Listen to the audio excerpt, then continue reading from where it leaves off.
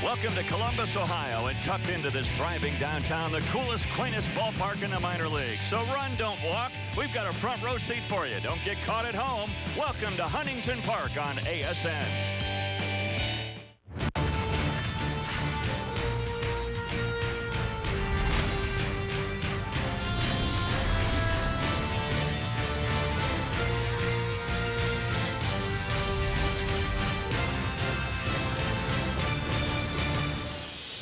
Live from Columbus, the state capital of Ohio, the American Sports Network is once again proud to bring you the Minor League Baseball Sunday Showcase. Tonight we bring you action from the International League, AAA Baseball from downtown Columbus, and the homestanding Columbus Clippers are ready to do battle with the Gwinnett Braves. Well, hi again, everyone. I'm Dave Armstrong, along with former big leaguer Keith Moreland. Keith, we've been all over the country, from the East Coast to the West Coast, now here in the upper Midwest, and maybe one of the most beautiful ballparks that we have been to this summer. Well, it just lights up downtown Columbus. It's one of the best hitting ballparks in all the International League. You know, it's a league that's known for pitching, but all gets out of the ballpark. It certainly does. They average more than 2 home runs a game here, but we're also going to see some speed here tonight, aren't we? For the Gwinnett Braves, a guy that leads off for them, their center fielder, and one of the fastest guys in all of baseball, in a guy by the name of Malik Smith. Well, he came over in a trade with the San Diego Padres, was sent to Double-A, but he's been promoted from that point. This is dynamite speed. This is game-changing type speed where it's tough to steal a base, outstanding defensively, still trying to improve as a hitter. Well, he's going to improve, but he also likes to bunt the ball. Now, Eric Gonzalez is the shortstop for the Columbus Clippers, and right now the Indians are loaded at short, but they really like this young man. Well, this young man is making, where he's really making his advances is offensively. In the last 10 ball games, hitting .273. He can run, he can flat play defense, but I think his growth's coming on the offensive side when he comes to the plate. He's a guy that could have power one of these days playing shortstop.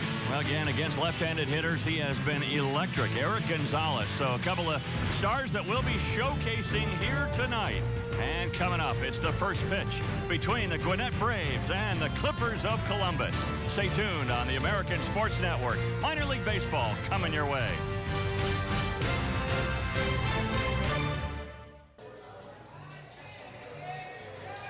Welcome back to Columbus, Ohio, and Huntington Park. Fans are still filing in for this Sunday evening game. We thought before we get started here tonight, Keith, let's give everybody a little tour of this ballpark.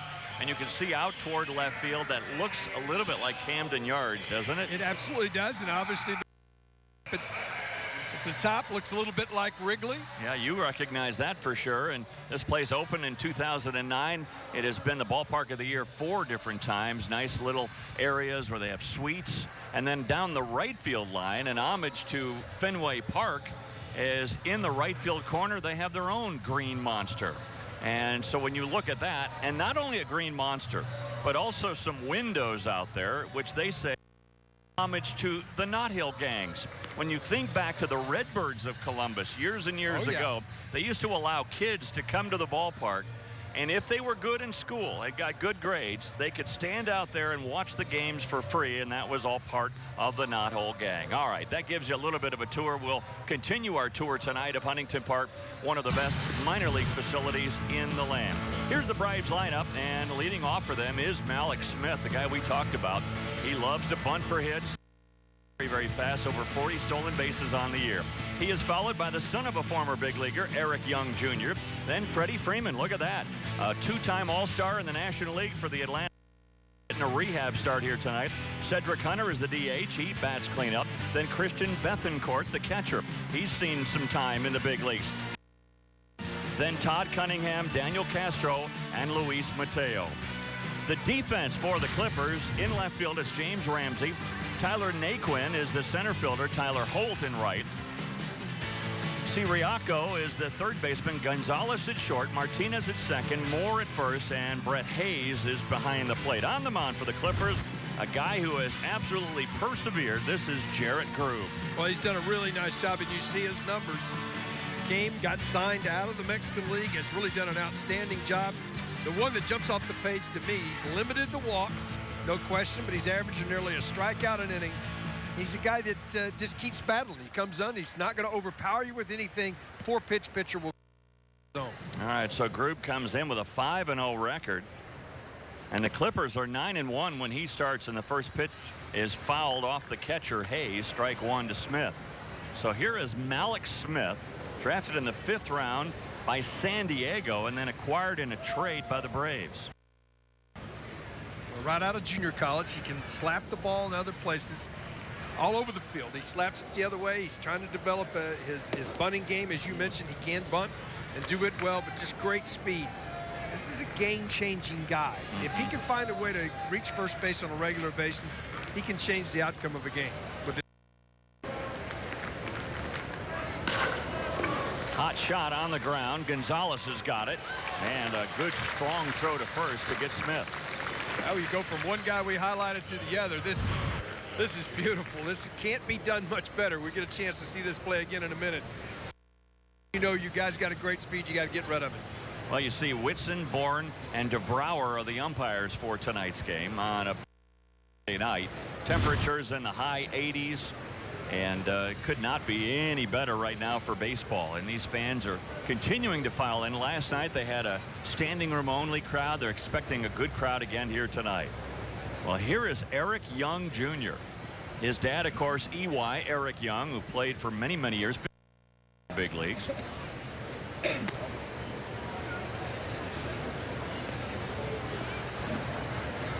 You know, everybody talks about lighting the radar gun up. You have to do that to pitch. You really don't. The right spot. High fly ball, hit it too high to get out of here. Holt settles under this one in front of the warning track. And there are 2 gone in the first. So we'll show you the dimensions here at Huntington Park.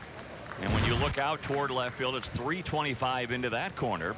In left center, 365, 400 to straightaway center. The ball really carries to left field. In right center, it's 365 and 318. And if you're strong enough to get it up to the Wrigley Field bleachers way up there, it's 480 feet. That's a bomb. I don't know if anybody's ever reached that. Foul out of play by Freeman. Predominant breeze blows from right to left here, so ball doesn't get out of here very easily to right, but will jump. Talk a little bit about Freeman, 2-time All-Star. Oh, he's just an outstanding hitter. Very compact, understands how to hit, is a really good RBI guy. Watching him grow from his first year when he came in, there's the breeze there. So you can see it blowing from the right field corner to the left field corner. Freddie Freeman is an elite hitter in one of those categories that you put in that category, but that's what he is. They really got the shift on for him. The shortstop, Gonzalez, has moved over on the other side of the bag. The third baseman, Siriaco, is he's standing over where the shortstop normally plays. You see Brian Snitker, who is the manager of the Braves. You see that shift now. Outfield plays him straight away, but shifted around on the infield. The 1-2 pitch is hit on the ground, and that one's booted by the shortstop, Gonzalez. So Freeman aboard. We'll see how they rule it. You know, one of the things that you work on, you can see this ball to the left. Gonzalez trying to do everything. This is one probably he should have let Martinez take. When I was going to make the point, Dave, you know, guys are trying to learn how to play. They don't shift that much at this level, as you'll see in the big leagues. So you got to learn how to play the shift. That time Gonzalez was over aggressive. That was a ball Martinez probably would have got it out on. Especially with Freeman protecting the right oblique. Yes. He doesn't really want to run real fast. He wants to make sure he doesn't get hurt again. And so I would think they would have had a shot at Freeman, even though Martinez playing that deep at second base. Well, here's Cedric Hunter. He's been around the block, been with the A's, been with the Cards, been with the Indians, and now with the Braves. Cedric Hunter went 2 for 4 with an RBI in last night's game. He also walked once. Originally selected by San Diego back in 2006. High pop foul, and this will drift out of play. By the way, that last play for Freeman, they ruled that a base hit. Well, with the effort from Gonzalez, I would almost have to call it. We have to agree with that. You look at Hunter. He's the leading run producer for this club. Hitting at 280. He's got 11 home runs. He's been the guy at 62 ribbies, which leads the club as well. What a beautiful setting here with the sun setting in the shadow. Great? Little squibber down the other line. And that one drifts into the front row. See all the buildings downstairs, downtown. You can see the shadow there. This favors the pitcher right now, doesn't it? Well, absolutely. When the pitcher's in the sun, hitter's in the shade, you can't see spin. You just don't see it as long. Now when that shadow actually gets popped by the pitcher and the lights start to take some effect. Okay, right now advantage pitcher. And this one scoots by Hayes. That'll allow Freeman to go to second base. That went right through the 5-hole. That's one of those a goalie does not like. Slips in. Just get down, try to get in position. He's just tardy. He just comes down thinking the ball's going to hop up, and it's scooted. Did that bounce off the plate? Sometimes when it skips. It scoots. Yeah. I think it just skipped right off that plate.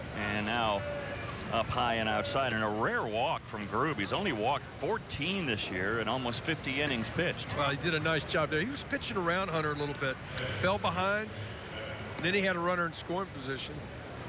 You know, there are times when you make decisions, even though Betancourt is swinging the bat pretty well, coming to the plate, you still like that righty-righty matchup better than the righty-lefty matchup. Well, here is Betancourt, the catcher. He has been with the Braves a couple of different times. In 2013, only appeared in one game, 31 games here. And then this year, he had 208 with a home run, 9 runs batted in 29 games for the Braves. Good slider to start him with. Great location with that slider. Panamanian player, Christian Betancourt. So for the past 3 years, he's been up and down with Atlanta. 2 on, 2 out, first inning. Line drive, one hopper to Gonzalez. He'll go the short way to second base for the force out there, and that'll do it. The Braves strand 2. So the Clippers are coming to bat, scoreless from Columbus. You're watching Sunday Night Showcase on ASN. Well, no score as the Clippers come to bat. Let's check out the lineup for Columbus. And they start off with a couple of Tylers. Naquin first, then Holt. Naquin just coming off the DL tonight. Aguilar is batting third. He's the DH tonight. Adam Moore, the first baseman. Then Michael Martinez, Eric Gonzalez, James Ramsey playing left field. Siriaco, the third baseman, and then batting ninth, the catcher, Brett Hayes. Defensively for the Braves, Eric Young Jr. out in left field, Malik Smith in center, Cunningham in right, Kazmir and Castro on the left side of the infield, Mateo and Freeman on the right, and Betancourt is behind the plate. And he is catching Tyrell Jenkins, just 23 years of age, and a guy who is 3-3 with a 3.24 ERA. He's really done a nice job. He has a few walks, not going to strike out a lot of guys. Throws a lot of ground balls. He was able to get into trouble and pitch his way out of it. But if the part that up the most is his ability to control the running game out of the stretch, got to keep it down tonight, can't elevate. Well, he'll first face Tyler Naquin, who's just coming off that DL. He ran into the wall in right center field, suffered a concussion. He was red hot before he went on the DL. Up where he left off, he looks at strike one from Jenkins. How many times were you on the DL in your career? Never. Never. Never had a day. Isn't that something? High fly ball, pretty well hit to right field, but again, that wind is not going to allow something to go out to right unless it's really smashed, and Naquin out number 1. Boy, he just gets up in that breeze. That ball was hit pretty well, Dave. You're absolutely right. But once he gets above the roof and that breeze, you can see a beautiful view right there of this ballpark. Huntington Park, he gets up and that breeze coming from the right field corner just holds everything up. Isn't this great? I mean, it's absolutely gorgeous. Seats about 10,000. And they're still filing in here. We're going to see more and more fans pack into this place. Strike one now to Tyler Holt. but it just has that feel of a Camden Yards, of a Jacobs Field. You know, it's just a cool look, a great vibe to it. And maybe part of the feel for us as broadcasters is we're out amongst them. Yeah. Is right by the fans, right by a beverage stand, I guess, or a bar, if you want to call it that. Adult beverage stand. Adult beverage stand. Yeah, it's a beautiful place. Reminds me of PNC in Pittsburgh, where you look into downtown. Yeah. See all the high skyline, and as it gets dark, with them all lit up, it will be a gorgeous view. Down to third, Kazmar. Throw across the diamond, two down here in the first. You know, it's that time of the year, Dave. You've covered this sport. I've covered this sport a long time. They don't call it the dog days of August for nothing. Yeah. You can see one of the views from across the street, up in one of the buildings across the street. Well, how is the Hall of Fame out there? It's just awesome. I mean, you go into there, there's a great museum showing the long-standing history of baseball here in Columbus, which, by the way, once upon a major league team. But the owner, we are told, back then, he owned a brewery, and he liked to sell beer on Sundays even. Okay. And Major League Baseball said, no, you can't sell beer on Sundays. He said, well, then I'm not going to be in the major leagues anymore. He took his team and went home. Big mistake. Jesus Aguilar is the batter. Big mistake. Yeah. Aguilar's had a couple of trips with Cleveland, 2 for 9 this year, 4 for 33 last year with the Indians. So he's had a couple of opportunities to play. Big time power.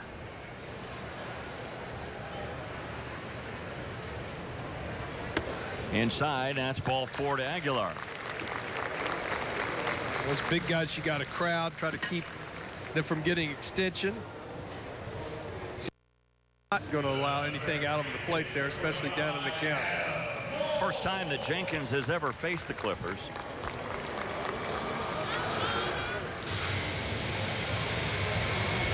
And now you see Adam Moore. This is a guy as well. Played with the Mariners once upon a time. Outside, ball 1 to Moore.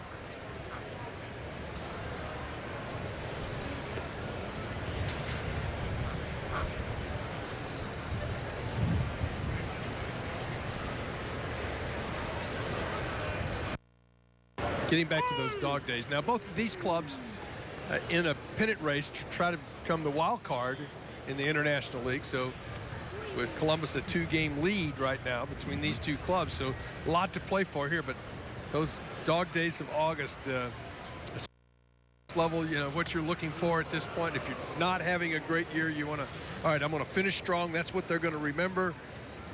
If you're having a pretty good year, you're thinking, man, I need to finish strong. They might call me up to the big leagues for a September call-up. So there's still a lot to push for here late. But you're right. They've already played a ton of games. They're tired. It all starts in the spring. And in this case, Adam Moore goes down on a breaking ball. So a good strikeout for Jenkins. And that'll do it for the Clippers in the first inning. Good overhand curveball. Got it to break straight down.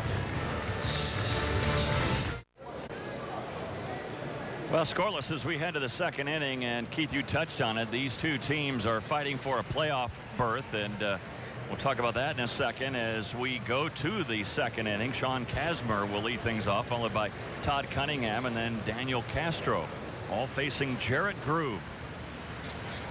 Right now, it's Columbus who leads in the wild card chase.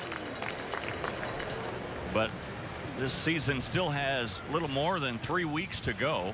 September 7th, the last regular season game. 3 divisions in the International League. And then there's 1 wild card winner. This one hit pretty well to left field. Back goes Ramsey, still going back, looking up, off the wall. Kazmar will stop at second base with a leadoff double. And that was just about 3 feet from going out of here. Well, you get good extension. Ball was elevated. As it comes, gets it front side down, gets out there, gets that underneath rotation, that good down and through swing. And he got that one to get up right in the breeze and lead off double. Oh, that ball jumped off his bat. It really did. And again, carrying to left field, not to right. Yep. A couple of shots to right field that I thought were hit even better than that one from Kazmir, but the wind helping that one. Now Cunningham. Man, he squares to bunt and almost caught one on the jersey.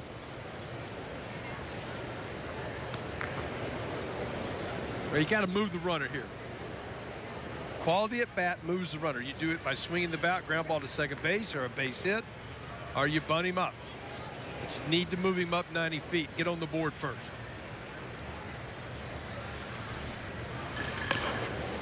And he's choosing to bunt him over, only play first base. Sacrifice is down by Cunningham, and Kazmir goes to third. Well executed. You got to be committed to bunt, Dave. You got to get see his eyes and his nose right in there, gets the bunt down. Once he makes the pitcher to move to his right, no chance to get the runner at third without the force. And that is an excellent job right there. If the Braves take the lead here, that's as much as an RBI on him as anybody else. So here's Castro now with a runner at third and one out. Little chopper foul. And with the infield back, ground ball to short or second. You know, offensive baseball sometimes comes with one base hit, the leadoff double. Get him over, get him in. And you don't need a base hit here to get him in. Now they bring the infield up. On the left side, but not on the right. Not on the right. That is an unusual defensive alignment. Very unusual.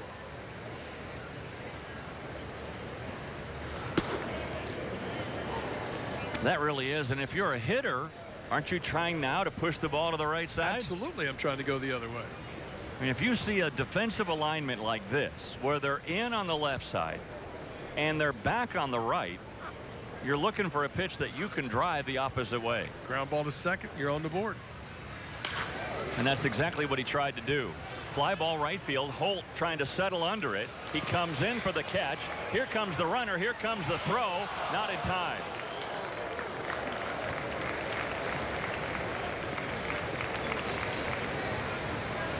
Well, this is really well done. Really good offensive baseball.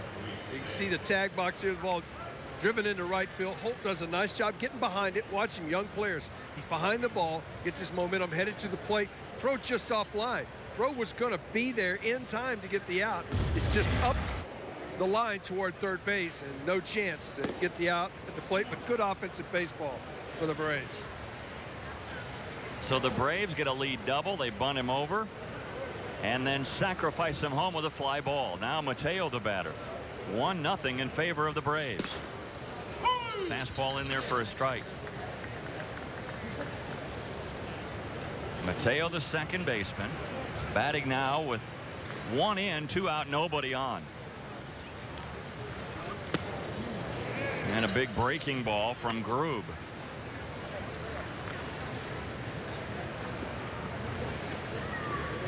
Well, you see Chris Tremme, who is the manager of the Clippers, in fact, in his third year here in Columbus. And this one will drop into left center field for a hit. Third hit now for the Braves. Nice job of reaching out, getting a hold of a breaking ball away that time, and just getting enough of the barrel on it to get it into center. Those are one of those at bats right there, Dave, where you go, wow, I was fortunate because just lift that up just enough and over the plate that he could get enough of the barrel on it to get a base hit. Now Smith. And this is a line shot up the middle, base hit.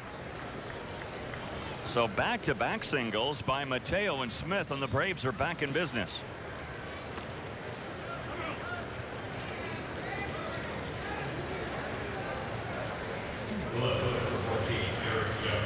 This is a big part of the ball game right here now. This is where you want to stay in the game. Obviously got Eric Young Jr. coming to the plate. That's a big out, but you also have Freddie Freeman, one of the best RBI guys in the National League, on a rehab assignment in the on-deck circle.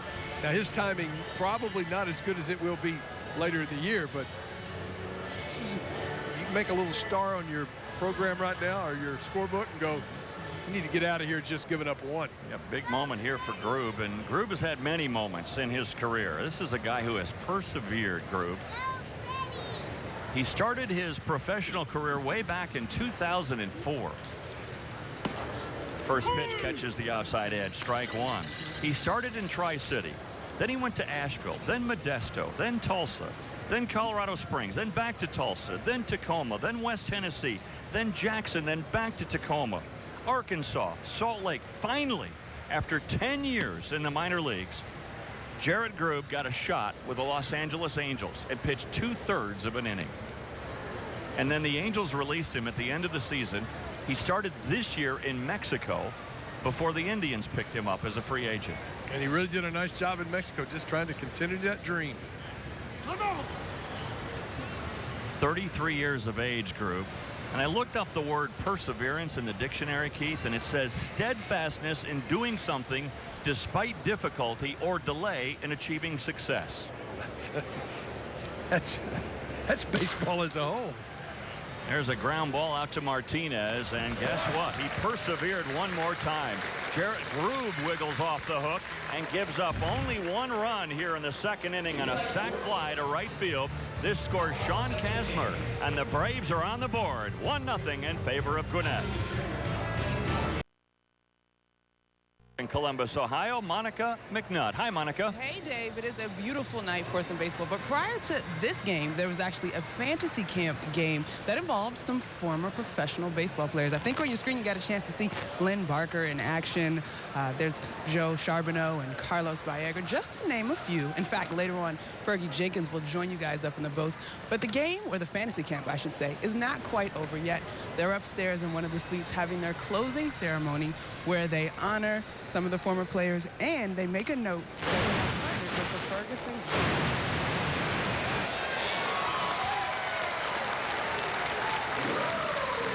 Well, it's always fun, those fantasy camps. A lot of the times it's former major league players, and here's a guy who might play in the big leagues one day. Nice bunt by Martinez. Well, I've done Michael Martinez once he was back in the Nationals organization. A good young switch-hitting infielder. He's played a lot of different positions. He's been around for a while, and he has got a little power to go with it. But that was a perfectly placed bunt for the base hit. Had a home run in the game last night, Martinez. Fastball inside edge to Eric Gonzalez. Well, you talked about it, Keith. This is a guy, he's starting to get better and better at the plate. He's just kind of growing into his body, isn't he? Absolutely. Well, he is so good defensively. The first play of the game just was unique. The player he made right there against Smith, who has some of the best speed in the International League, and showed me right there that he can really play defense. He's made another good play defensively, but we're seeing the biggest improvement right now is his growth as a hitter. And the different things you have to do to hit at this level, to be able to hit the breaking ball, go the other way, do the little things. And then the last part of that, I think he's going to develop some power. I think he's a 15 to 25 home run guy to go with that.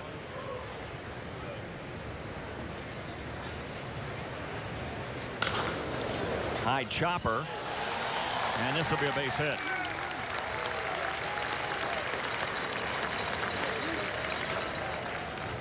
Once it got past Kazmir, nothing for Castro to do. Is Kazmir not losing this in the sun? It looks like he almost had to look right back into that sun for that high chopper. And I'm not sure he got a good view of it as he went up. But a good start to the inning for the Clippers. Well, you don't think about a guy losing a ground ball in the sun. That's what I'm saying, but he's looking right back into it. You're right there. Yep. Unusual time of the day, 6 o'clock Eastern time start. A little bit different than normal. Most of the times it's around 7, so a little bit different sun. The sun field here is definitely on the left side. Throw down through to second base to see if Martinez had wandered too far off the bag. Good throw by Bethancourt, but Martinez got back safely. Guys that got a good arm love to show it off. Yeah. I mean, Bethancourt has a good arm.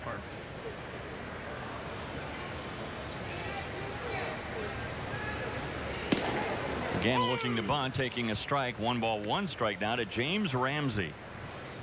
Ramsey, a former first-round pick by the Cardinals out of Florida State.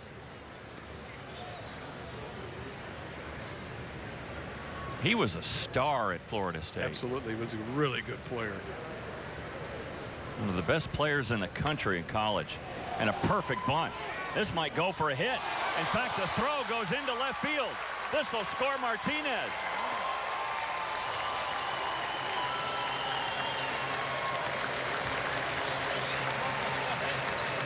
There are times when you are better off not trying to make a play. And Jenkins just trying to make a play right there compounds the mistake. It was going to be a base hit. It was not going to get it out anywhere. Just let it be bases loaded, nobody out. Instead, he tries to make a miraculous backhanded toss. That allows a run to score, another run to move up another 90 feet, and all of a sudden, you got a huge inning underway here. I think that's a hit and an error. I would agree. And now that's exactly what they've done on the scoreboard, is they have given him a base hit, Ramsey, on a bunt single, and then an error by the pitcher, Jenkins. That allowed Martinez to score and Gonzalez to take third base. Well, just a perfectly placed bunt by Ramsey. But you can see Jenkins right here. He's trying to make a play. You know, it was going to be close, even if he makes a perfect backhanded toss right there. I'm not sure he gets an out. Might have been better off just sticking that one in his pocket. So now ball one to Siriaco. Audie, the third baseman, signed as a minor league free agent by the Indians.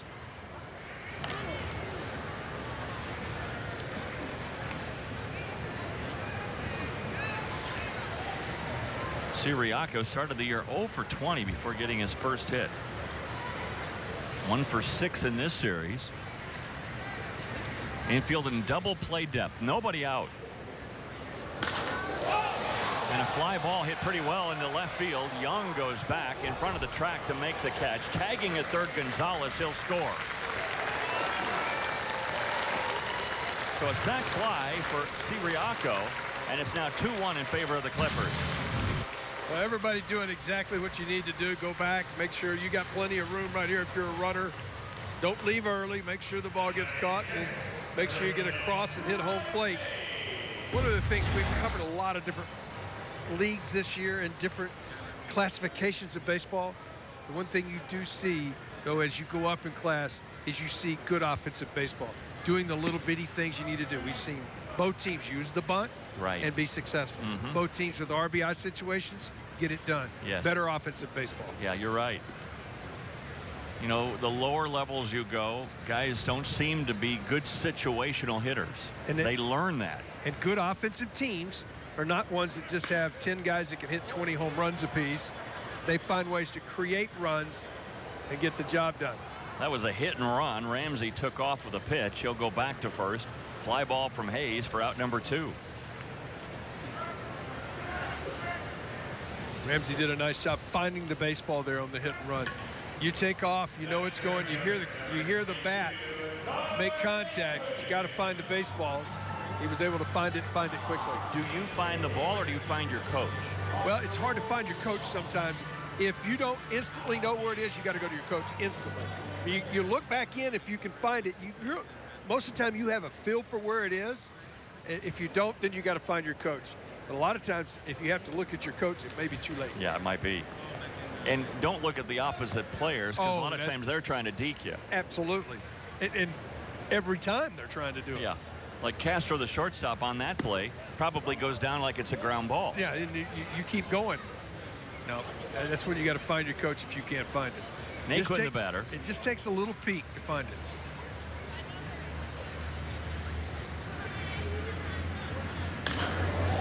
High pop foul. The wind is going to carry this one over and up over the dugout and up into the crowd.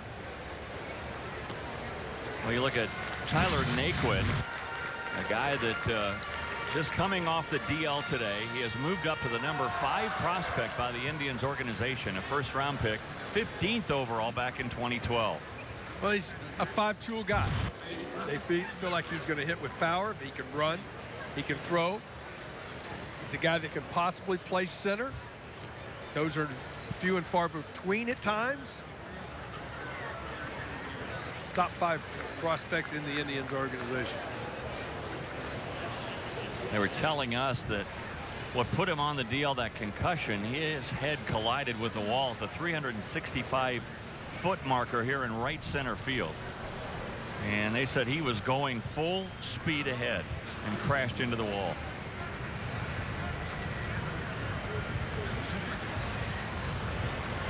The 2-1 pitch.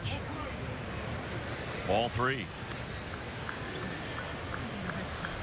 Now you see that 365 marker just below the scoreboard. It's got some pad there, but not enough. Not enough at a full speed. Hey, we're going to visit with one of your former teammates, Fergie Jenkins, here in a little bit. Fergie, Hall of Famer. He was one of the pleasures of friendship and taught me a lot about playing the game. I'd already played it quite a bit before we got teamed up together, but I got an opportunity to catch him. And I always say I could catch Fergie Jenkins with a pair of tweezers. Impeccable control. Yeah, unbelievable. Impeccable. You look at his walks to strikeouts over his career, it's like otherworldly. Oh, he was, he might have given up some solo homers, and he'll tell you, the solo homers don't beat you. Those 2- and 3-run homers is what beat you. Well, there's a 2-out walk to Naquin. Let's see if it comes back to haunt Jenkins. Holt hits a ground ball through the hole. And here comes Ramsey. Here comes the throw from Young. It's up the line. It's 3-1. Classic case there, Keith, where a walk killed you. Absolutely. And go back to the miscue on the air on the bunt. Earlier in the inning has set this up. As the bouncer gets through the 5-hole into left field. Hard to throw somebody out. Ramsey does a nice job here. Knows he's going to be sent inside corner of the bag and accelerate through the bag. Scores easily. But I'll go back to the miscue by Jenkins on the mound earlier in the innings has set this whole inning up. Well, the 4th hit of the inning, but also a walk. And now Aguilar becomes the 8th man to come to the plate. Ball outside, ball 1. Aguilar walked his first time up. 2 on, 2 out, 3 in for the Clippers.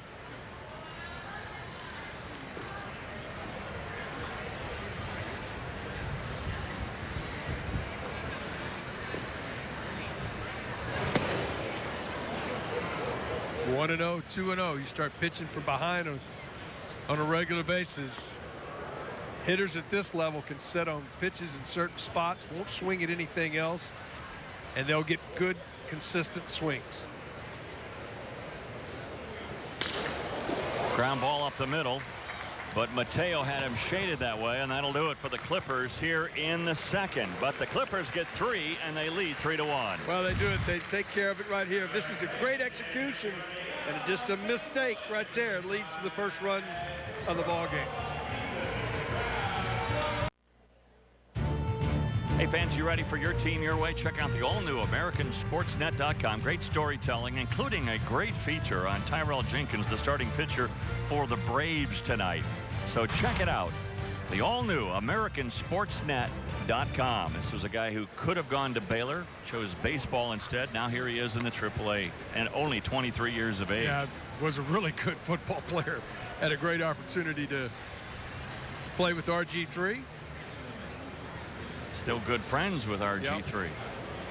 Well, Freddie Freeman leading things off, had an infield single his first time up. And again, the shift is on for the Clippers. Since you never were on the DL, I can't even ask you, what are you working on when you're trying to come off the DL? Rhythm and timing, though. I did see an awful lot of guys that were a little tardy with catching up to the fastballs. You see Freeman right there. Get a little bit jammed, just getting the velocity back, getting that rhythm and timing going. It does take a while. But the other thing you want to do in these rehab starts, he wants to let it go and make sure it's not going to bother him, and he is well. You got to trust that your body is ready to play. He's been on the DL twice this year. Right now coming back from the oblique, but earlier this year it was a left wrist sprain. The Atlanta Braves need him in their lineup. That's why it's been a pretty tough year in Atlanta.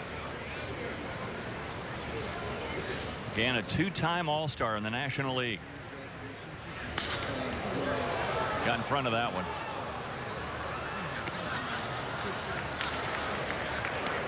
You could tell him right there. He was shaking his head like, oh my gosh. I should have just clobbered that pitch. Wasn't patient enough.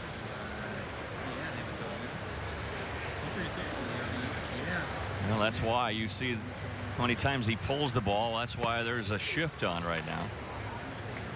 But he's got really, really positive power gap to gap. He can go out of here in left center as well. Look at the second baseman. Well, that's, again, learning how to play the shift. Just one of the things. I'm not a real fond of that shift right there. Good changeup right there, though. So Freeman goes down on strikes. First time we saw that he pulled a string right here. You see that changeup. Great motion with it. Had Freeman out in front. Made it look like a strike, made it look like a fastball, and just pulled the string. You look at a guy like Jarrett Grube, 33 years of age, still plying his craft, trying to keep that dream alive. We talked about perseverance. Sure. It's tenacity, it's staying power, it's determination. What? Wouldn't you want to play a game? Yes. And it's, you know, it's like, hey, keep trying, give it everything you got as long as you go. It's, you know, I always said, you know, make them take the uniform off your back. And he is doing exactly that. Foul ball out of play off the bat of Cedric Hunter. He was pitching for the Tigres de Quintana Roo in the Mexican League.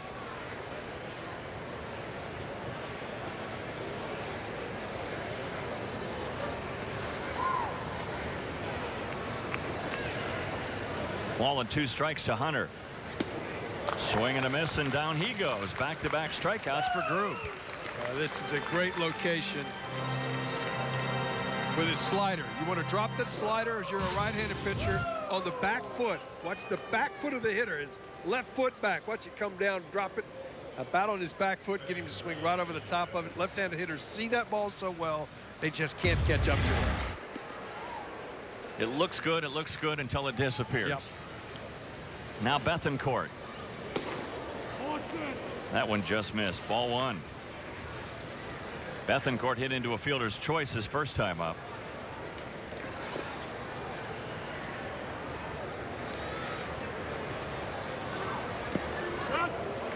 He didn't check in time. That's a strike. 1-1 now to Bethancourt. Big right-hander's done a nice job of mixing pitches tonight. He gave up the hits, the 3 hits in the second. Led to a run after the leadoff double, but he's made good pitches when he needed to. Keith, I've heard you say it a million times this summer. Limit the damage, and that's what Grube was able to do. That's exactly right. Each inning is about how do I find a way to get 3 outs. Runners at first and second in the first. He got out of that. Gave up a run. Runners at first and second in the second. Got out of that. And now a swing and a miss here by Bethancourt to even the count at 2-2. Good slider right there. Again, breaking ball for when you're behind in the count. Hitters are anticipating fastball, and they start to cheat forward a little bit to get that bat going.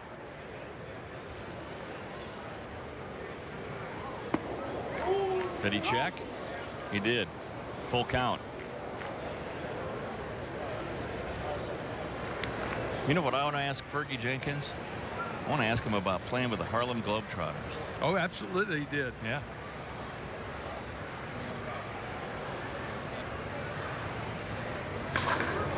Ground ball up the middle, base hit. Good piece of hitting by Bethancourt.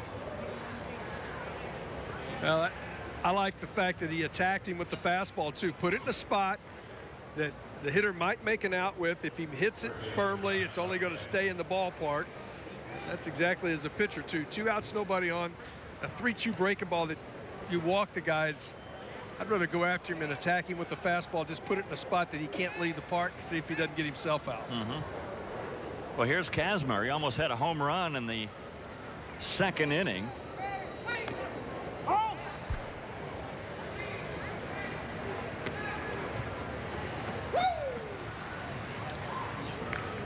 Kazmer hit a double off the wall that was maybe 3-4 feet just under that yellow line.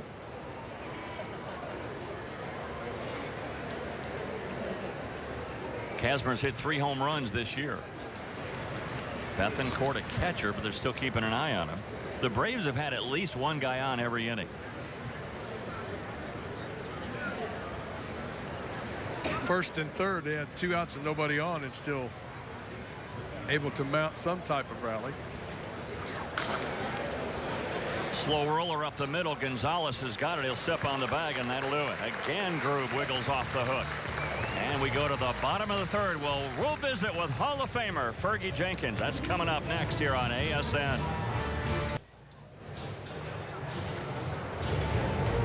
We welcome you back to our Minor League Baseball Sunday Showcase here from Columbus, Ohio, and from Huntington Park. We welcome you back here on ASN here tonight. 3-1 in favor of the home team, the Clippers, and joining us now, Hall of Famer Ferguson Jenkins, a longtime pitcher with the Cubs and several other teams, including the Texas Rangers. It's a pleasure and an honor to have you with us here tonight. Thanks a lot, guys. And how'd you put up with this guy for a few years in Chicago? Hey. Huh? He was kind of a savior. When Jody Davis got tired, he caught. Other than that, he played left and third base. Yeah, but he could do it all. He was everywhere, yes, wasn't he? He was, yeah. Fergie, now talk to us. I know this is only this time of the year. First of all, you were in town to do a fantasy camp here at the ballpark tonight, right? Right, yeah. We Mike Tallis puts a camp on the middle of August generally, and we enjoy it. I mean, it's a 3-day camp. Play golf the first day we come in and have a 3-day camp, and the guys really enjoy themselves. And I know you just got back from Cooperstown. I know you're probably up for this was an unbelievable class this year that went in to join you guys in the Hall of Fame. It was. I mean, 3 pitchers and Biggio, a very good second baseman, well over 3,000 hits. So I just think that the last few Hall of Fame inductees have really been classic guys. They've had great numbers. One of the things that I wanted to talk to you about is it's so important to you guys that are in the Hall of Fame that there's so many guys that come back. Is that something that y'all have committed to do and try to have the ones that, quite frankly, that are living legends come back to Cooperstown? Well, it's nice to see Hank Aaron. You know, Willie Mays didn't come back this year because of glaucoma. But, I mean, now you're seeing some of the modern guys. Eckersley, Wade Boggs, Seaver came back. And I think that's a good thing, to sit on the dais and listen to these individuals give their speeches, because it's an honor.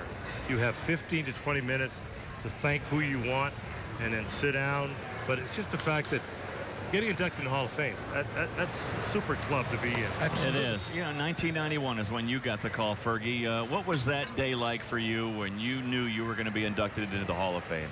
Well, you're really surprised because, you know, this is my third year on the ballot, along with Gaylord, and Rod Carew was his first ballot. But when you get the call, let me tell you, you get goose pimples. I'll bet. And to have the opportunity to have your name along with DiMaggio and Mays and Aaron and so many, Mickey Mantle, so many other guys. You know, I played the game as best I could. But when you think about these guys that went before me, and I had decent numbers, but these guys were stars, believe me, and also Babe Ruth.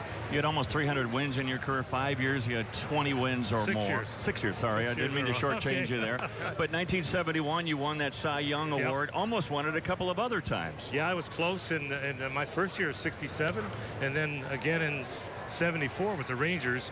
Catfish and I had the same identical record, but he won the Cy Young. Yeah. I got the Comeback Player of the Year award. There you go. Unbelievable. Yeah. I don't know where I came back from. Well, I tell you what, Fergie had great command, and one of the greatest lines, as I said earlier, Fergie told me, when I got to catch him, got the opportunity when he came back to the Cubs, and I came over to the Cubs, he said, solo homers are not going to beat us, Keith. What we got to do is we're not going to walk anybody. Set up right here, and 2 and 5 are fastballs. And I said, Fergie, 2 and 5 are breaking balls. I said, no, 2 and 5 are fastballs. I was confused that first time out. Yeah, but the thing is that, you know, you have a certain requirement, and you talk it over with your catcher, and you have a routine you go through. So my routine was always 2 and 5 are fastballs, and I don't want to cross anybody up. But the nice thing about it is we all were on the same page when we had to play that game. Well, you think back to your youth growing up in Canada. Did you think, okay, one day I'm going to turn into a big league player and then a Hall of Famer? No, I had no idea. Right. No, I wanted to sign and possibly, if I could get to the big leagues, the Cubs had when I got traded, but the Phillies had 13 minor league teams. Oh my goodness. 3 or 4 D, B, C, A, wow. Double A. I said, well, hey, I got to work hard to get there. I got up to the big leagues within 2.5 seasons. So I was fortunate. Yeah, you were. Well, not only fortunate, but good. And a story that I read, and correct me if I'm wrong on this, but when you were a youth growing up in Canada, you used to throw little pieces of coal. Is that right? And you picked targets, and maybe that's one of the reasons, Keith, he had such fine-tuned control. Unbelievable. Well, Terry's coal yard and ice chute was about, I don't know, 30, 40 yards from my house. And I used to pinpoint throwing it in that chute. Unreal. And then we had to see it. The Chesapeake and Ohio had train cars going by. I used to throw rocks out the open cars that were flying by. Oh, really? And that helped my control. The moving targets. Yes, definitely. Yeah. Oh, my goodness. How good is that? And then you played with the Harlem Globetrotters a couple of years. What was that experience like? 2 years. In 67, 68, I was the pitcher every night giving the home run to Meadowlark Lemon, which I didn't mind doing. Right. But the cities we traveled in, I did about 85 to 90 games the first year, well over 100 the second year. So it was a lot of fun. Curly Neal, Meadowlark, Jackie Jackson, so many of the guys, Nate Branch. It was really a lot of fun. Yeah, Meadowlark Fergie has Lemon. a foundation that Meadowlark would come back. That was a great fun for me to meet him by going out and helping Fergie with his foundation. Talk to us a little bit about your foundation. Well, we started it 19 years ago, and we started first with the Red Cross. Then we added JDRF, juvenile diabetes, and cancer research. My mother died of cancer. We've been doing it in spring training the last 8 or 9 years in 9 of the 15 ballparks, the teams that are there in spring training. And we get players to come back, Gaylord Perry, we get Raleigh Fingers, we get Vita Blue, Bert Campaneris.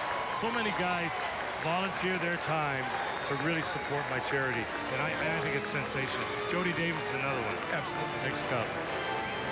Well, we're visiting with Hall of Famer Fergie Jenkins, former teammate of Keith, and somehow he made it into the Hall despite being Keith's teammate. But that's very true. We weren't all that great. No, just kidding. Now, Fergie, you and I are both watching from afar. There's some interesting stuff going on in Chicago this summer. Definitely. They've got it on a roll right now. They call it when you snowball something, you keep it going. That's what it's all about. Hamill pitched a no-hitter against them. The bats were silent for the no-hitter, and then they started that streak of winning ball games. I think they lost today to the White Sox, but they had like 15 out of 17 games. I think it's maybe 3.5, 4-game lead in the wild card. So they've really pulled up to the point where I think respectability is what these young players want, and now they're getting it. Absolutely. That's the third out here in this half inning. We've kind of lost sight of what's going on in the baseball game because we're visiting with your old friend and my new friend, Hall of Famer Fergie Jenkins. Can you stick around a little bit? Yeah, sure. All right, we'll visit with Fergie Jenkins a little bit more when we come back. Good ball game as we head to the fourth inning. 3-1 in favor of the Clippers. 3-1 our score. And joining us, of course, here in the booth is Ferguson Jenkins, Hall of Famer. And Fergie, you mentioned when you came up with the Phillies when you were first signed, but then there were 13 minor league teams. Did you ever play in a minor league park like this? No, nothing like this. I mean, this is a big league ballpark in our era. But we had parks in Arkansas, Chattanooga, and we had a spring training park in Miami, right, which is the old Baltimore spring training site. But these parks are immaculate. I watched the ground crew manicure this field before our exhibition game. Incredible. I mean, this is big league, yeah, basically. And the AAA situation where these guys are one step away, you might as well give them the best facilities you can. Yeah. Oh, and then this is. I mean, we've been all around the country this year doing this minor league showcase, and everywhere we've gone, it's been a beautiful park after beautiful park. This one might be the icing on the cake, though. One of the things, Fergie, that I know you've always been involved in, helping young players sitting around the locker room in spring training with the Cubs or whatever organization people with. Talk to us a little bit about what you see in some young pitchers. What are you seeing now that you think that you guys did a little better than you're seeing now? Is there something you see in younger guys that they can improve on that you knew that we did better years ago? I think location and changing speeds. A player that really works on a good changeup. Sure, they want to see him throw 90-plus miles an hour, and that's not the criteria. When you look at a young man, even though he throws the ball extremely hard, I think if you make the ball sink and move, I think you're going to have better opportunities to get hitters out. And I always had a pretty good changeup, pretty good slider, and to stay adjusted in the strike zone. Move the ball around, make the hitter think it's a strike, it's not a strike, make him swing at a bad pitch. If you got to bounce it sometimes, or, you get a hit in the count, stair step them. That ball is big up in the strike zone, and they'll swing at it. Believe me, they will. One of the things, Fergie, though, you talk about your changeup. I remember you and I working together, and you said, we don't want to throw a first pitch changeup to this guy, but we want to throw him a changeup when we get 2 or 3 pitches into the count, because there's certain guys who would walk to the plate and guess certain pitches. But hitting is rhythm and timing, and it's about disrupting that rhythm and timing. Yeah, definitely. I just think that, guys come up there, everybody wants to hit that good hard fastball. Yep. And if it's located anywhere over the plate, they're going to swing and make a pretty good contact with it. When they foul it back, now I tell myself, whoa, maybe I got away.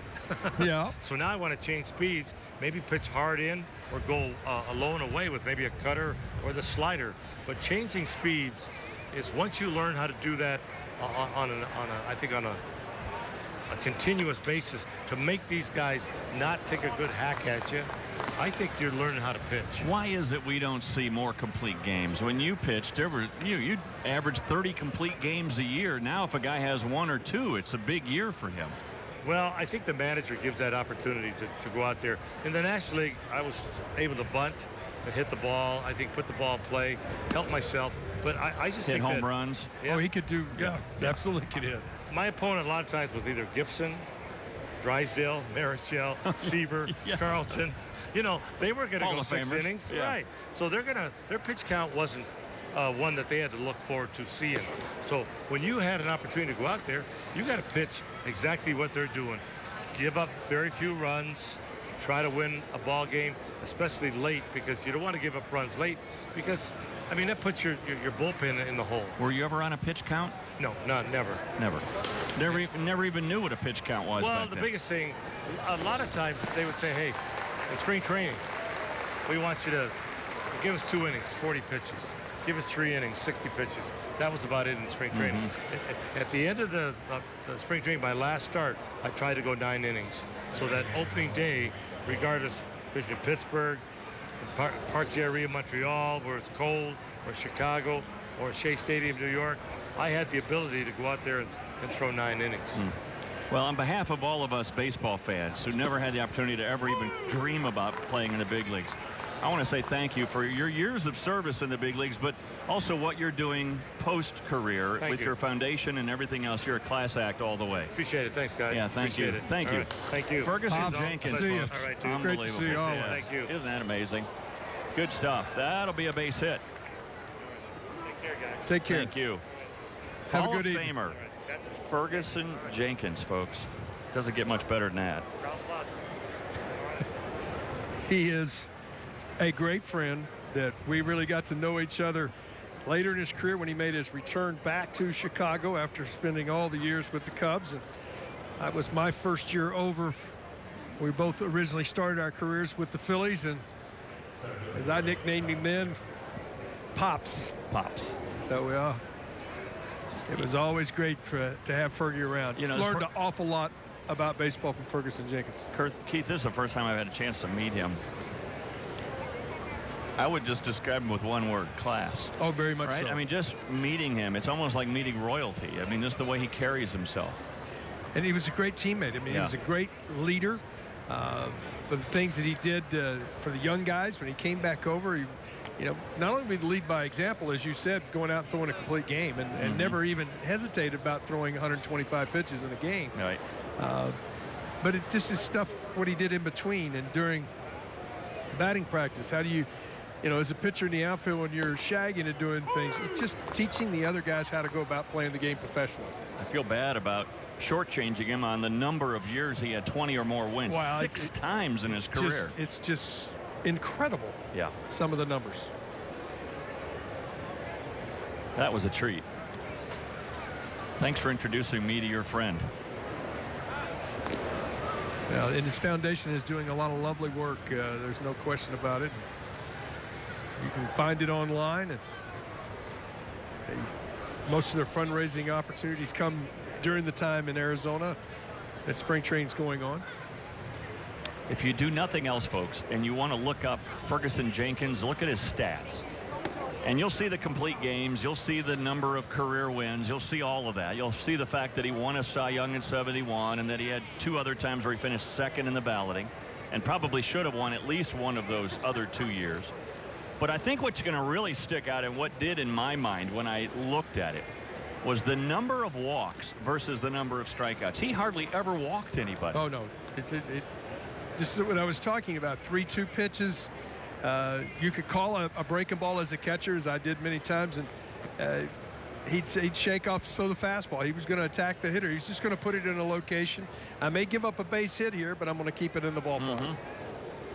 But I'm not going to walk you and give you a free pass. Well, Mateo with a 2-out single here in the 4th inning. The Braves trailing 3-1. The Braves have had at least one guy on every inning so far. They've really made Grube work. 6 hits today for the Braves, and this will do it here. But again, Grube able to limit the damage. Still a 3-1 lead for the home team. Well, here we go to the bottom of the 4th inning, and we go from one baseball royalty to another. And, you know, this is just so much fun for us, isn't it, Keith? I mean, oh, absolutely. I get to have 2 guys that were influential. Fergie was a teammate, and then I grew up in Texas. I wasn't that much younger than Mike. But I did get to see him play in Arlington, and it was important. And then later on came one of the best managers in the game of baseball, Mike Hargrove. Yeah, Mike, I know you are here for a fantasy camp. Talk to us about, are you still involved in the game? I am. You know, Keith, my official title is Special Advisor to the President with Mark Shapiro in Cleveland. So I do some consulting for him and really just kind of stay on call and see what it is they need done. Thank goodness they hadn't been very much. So, you know, I take it easy. But, yeah, I do stay in the game. You know, I get to see the players and visit old friends like you that come through and get to take part in these fantasy camps, which are a blast. Mike Hargrove, our guest, and Mike, as a player, I remember you as a guy that could always put the ball in play. I mean, you just had impeccable bat control. Where did that come from? God, I don't know. My dad taught me how to hit, and Dad was not he had played a lot of ball, but we're from a small town up North Amarillo, Perryton, Texas, and he played town team ball. So I mean, he didn't have all the technical terms that people have now, but he taught me. He said it was a 2-part swing. What it really ended up being is I committed my hands real late, and which, if you're going to make contact, consistent contact, you know that's what you need to do. Your hands have to be the last thing to go, and sometimes it was a curse because I didn't swing and miss many pitches, but I didn't always hit them all hard, and there were some that I probably shouldn't have swung at that I hit and made outs on, but I took a lot of pride in putting the ball in play and getting on base. Well, all those years as a player and then as a manager, as you went to becoming, and I agree with Keith, you were one of the best managers I remember. You had all that success, especially with the Indians, where you guys won, 5 division titles? Right. Went to the World Series twice? Right. If my memory serves correct. And what was it as a manager? What did you think of, like, going from player to manager? What was your focus on? This is the kind of manager I want to be for my players. Well, I played for 11 different managers in 12 years. So yeah. I think there probably was an indictment on my talent that got 11 of them fired. But I probably learned as much of what I didn't want to do. Absolutely. As I did, that I did what I did want to do. I learned, I played for Billy Martin. I really, as a young player, keyed in on the tactical side of the game, watching him, how he ran a ball game. Yep. Dave Garcia I had in Cleveland, and he was more the human side of the game. He used to tell me, he said, my job is to get 100% out of whatever you got that day, whether it's 70% or 80% you got to give me. I need 100 of it. And that made a lot of sense to me. So I got that from those guys. And I know that I played with managers that I could trust to tell me the truth. Right. And so I tried to be honest. I told my players to be sure you'll know the answer before you ask the question. And I like to let players play. People are here to watch the players. They're not here to watch me manage or Joe Blow umpire or Jack watch him announce a game. They're here to watch the players, and so I like to sit back and let them play. And if they got a little bit out of line, you kind of reined them in. Does the game change that much from when we played? You look at it on a regular basis. Yeah, probably not. Not the players. The competition. The competitive spirit of the players hasn't changed. The game has changed. We've got replay now. The catchers can't block the plate. Yeah. The pitchers can go to their mouth on the mound. So there are a lot of things, and I don't necessarily like those things. Don't necessarily dislike them. It's just for me. That's what's changed the game and made it maybe a little softer. Maybe a little bit softer. Ballparks have changed as well. Much different places to play now. Not that they're not beautiful, but they're just different than they were when we played. A lot of cookie-cutter ballparks when we played now. A lot of individual different dynamics with each park. Yeah, and with the exception of maybe one or two, they're all hitters' parks now. Yeah. They really, you got Cincinnati, you got Cleveland, that Progressive Field, that's a hitter's ballpark. And of course, you got Detroit, that's not. But Kauffman Stadium is a hitter's park. A lot of the new ballparks, which are beautiful, Camden Yards is a hitter's ballpark. Mm-hmm. So I think that's changed. And being an offensive guy like Keith is, it doesn't bother me that there are more hitters ballparks. I think it's more fun. Yeah, especially when you were in Cleveland. Of course, you guys moved into your new ballpark, which was then called Jacobs Field. And I thought what was one of the keys, you're managing, you kept the team together, too. And I thought that was real key. The guys that came from the minor leagues, you had Baerga and Lofton and all those guys that stayed together, and you really had a great nucleus. Well, we were really, fortunate to be able to have those people come along with it. They made some key trades to get some young guys, but we identified the core of our team early on, and John Hart and Dan O'Dad and Mark Shapiro, they all did a great job in really being innovative in how they signed guys to contracts. Yep. Ended up, gave them multi-year deals early in their career, kept them past their arbitration years and free agent years. So they were able to stay together 6, 7, 8 years, which made a huge difference. But they all were very, very talented. Well, here with 2 outs and a beautiful ballpark. We were talking about how ballparks have changed. How about minor league ballparks, how much they've changed? Yeah. Well, Keith comes from the University of Texas. I'm sure going to the first minor league park you went to, thought, was this in the United States? Yeah, I thought I'd backed up. I gotta tell you. Yeah. So it's hard to say that now because a lot of the ballparks are nice ballparks. I remember when I went back after I'd retired from playing. I went back and was a hitting coach at our rookie club. Our Cleveland's rookie club in Batavia, New York, and dressed in the locker room with the players, and it had a dirt floor. Yeah. And Can I interrupt you for a second? We have a commercial break. We'll finish that story when we come back. We're visiting with Mike Hargrove. We'll visit more with him when we return in a moment. There's some families out there on the berm enjoying a beautiful summer evening here. And we are enjoying our time at Huntington Park visiting with Mike Hargrove, former player and manager in the big leagues. And Mike, we interrupted you. I'm sorry, we're very rude about us to break for a commercial, but you were telling us the story about your time in the minor leagues. Well, when I went back from playing to coaching and dressed in the players' locker room, it was a dirt floor. Yeah. 8 months before I'd been dressing in a Major League ballpark and had people giving me stuff to do and eat, and here I had to go get the hot dogs, my own hot dogs. So It was a little different. All right, I'd be remiss if I didn't ask you about the time that you took at the plate, and now we're seeing a clock, 20-second pitcher's clock here, hitter's clock. What do you think about this development? Isn't it just great to have an influence on the game? I think it's probably good. I think sometimes we get carried away trying to hurry the game up, and we've got a captive audience for an unspecified amount of time. It seems like we get them in and want to get them out as quick as we can. Surprisingly, the people in Baltimore when I was playing timed me in between pitches, and I was consistently in 19 seconds, so I would have been fine. Oh, that's too long. Yeah, see, so I just tell people ask me why I did that, and it took me that long to work up the courage to get into the box. No, but I did read one time as a guy that watched him and watched a guy that could really hit. So you instantly did that. You talked about there was a lot of times you were making decisions and ideas of what pattern this guy had used against you before. So when you were doing all this with the thumbs and it wasn't just a show. He was actually. You were thinking about pitch sequence. Well, yeah, exactly. But hitters, without getting into a whole lot of details, hitters can set pitchers up for pitches and counts, but you've got to be patient, hit deep in the count to do that.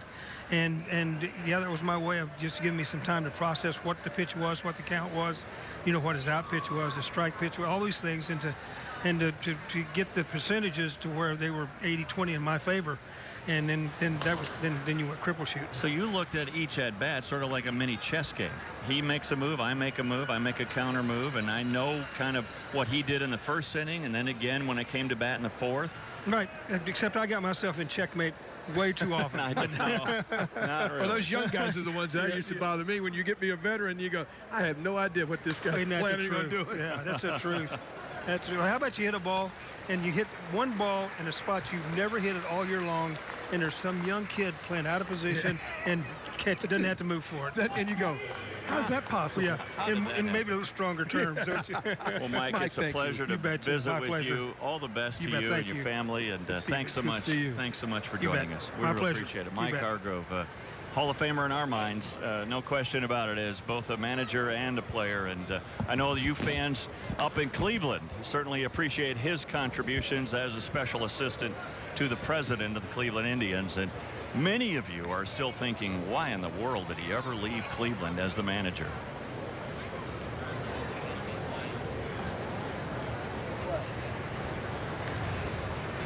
Well, back to baseball here with 2 out and no one on. Cedric Hunter the batter, and it's 1-1 on Hunter.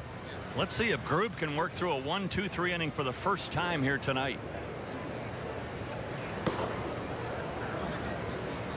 Well, it's that part of the ball game when you're trying to qualify yourself for a win. And folks, don't let anybody tell you that these pitchers love the fact that they can put themselves in position to get a win. Wins are hard to come by, to put beside your name at any level. And this is an opportunity with a 3-1 lead to solidify that opportunity to get a W. Was it okay that I asked him about the human rain delay? Oh, absolutely. Okay. I would have gotten there as well. But I did read, and knowing at the time that there was a lot was going into that. It was not a situation where he was trying to stall, stay on camera, do anything like that. He was actually trying to process everything of what was going on. And he got back into the box. When Mike got back in the box, he was ready to hit. Yeah. There's guys that didn't do all the stuff that Mike did. They were back in the box, would call time again and back out. There was guys that really were much worse at it. Line drive, base hit. So once again, Grube gives up a 2-out hit. And this is going to go all the way to the wall, and Hunter will be in there at second with a stand-up double. You know, I was thinking of Hargrove, and you know, you think of him as a thinking man's player. No question. Right? And a guy with great back control, as you see here from Hunter. Oh, he got a ball elevated. That ball's above the belt, out over the plate. Hunter gets right on top of it, and this is just laces it into the gap. Nobody can cut this off for 2 bases. That's what the players call smoked. Yes, sir. That was smoked. Now Bethancourt with Hunter on in scoring position. And so with Hargrove, you think of that routine that he had. It was the same every time. Every at bat. I mean, every at bat was the same. Every time he stepped out, it was the same routine. That's foul. And so for him, it was just a routine. He wasn't even thinking about doing all that stuff. But he didn't really know probably what he was doing until he could look at a replay. He was thinking about, let's see, pitch me a slider here, fastball here, curveball here. Yes. All right, I know what's coming next. Right. At least, like you said, I'm trying to get to an 80 to 20%. Yeah. 80% of the time, I'm going to be right. Right. That's pretty cool.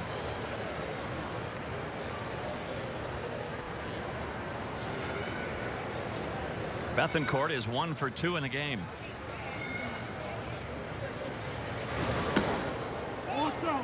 Look back to this start for Grube. 2 out. Got the first 2 guys in the first, then gave up a single and a walk. Got out of that, nothing damaged. Then the leadoff double by the Braves in the second. That's the one time they cashed in. In the third, he got the first 2 guys. Gave up a 2-out single, no damage. In the fourth, he gave up a single with 2 out, nobody on, no damage. Here, 2 out, nobody on, a double. Let's see if he can get out of this again. Yeah, there's a pattern developing there. That would be one of the things that, as a pitching coach, you're looking at that and says, well, why are you having trouble putting the inning away? Mm-hmm. Because every time you do this now, it adds a little stress to this start. And pitch counts. Right. So instead of maybe pitching 8 innings, this might limit your action to 5 or 6. 5 plus. You're right. See it right there, 4 2/3, 7 hits. He only has walked one. His whip number is not going to be good. I mean, he has allowed a lot of base runners, but he's limited the damage. He has 83 pitches.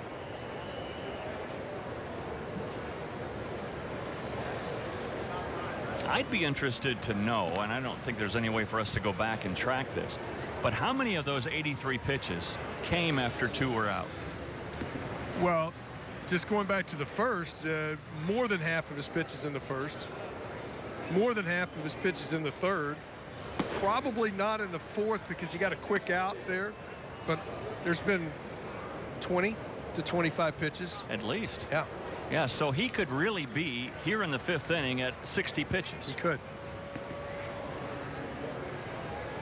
And that's certainly something Tony Arnold will write down in his book. And that's a foul tip off the mask of Hayes. How does that feel? Like a punch. It's like somebody punched you. It's got padding on it, but you get it all across the deal, and it hits you.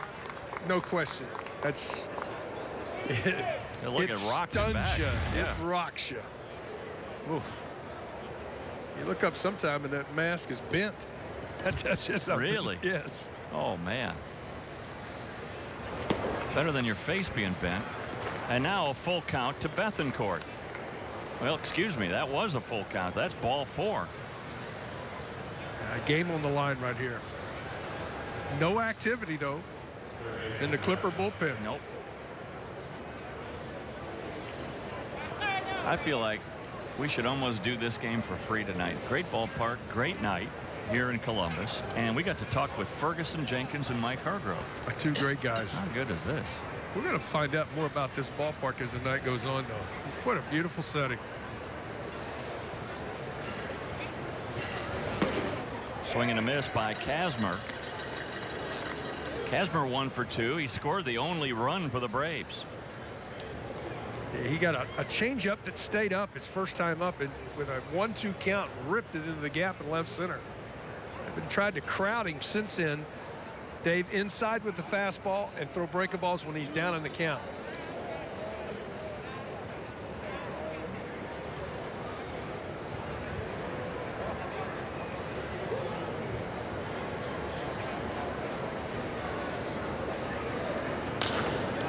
Fly ball right field. Holt goes back. He's got it. And once again, Grube limits the damage. And the Braves strand 2 more. They have stranded 8 so far in the game.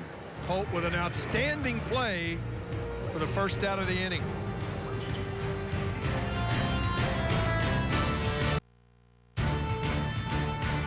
As we head to the bottom half of the 5th inning, having a lot of fun tonight visiting with Ferguson Jenkins and Mike Hargrove. But Monica McNutt, we have not forgotten about you. Hi, Monica.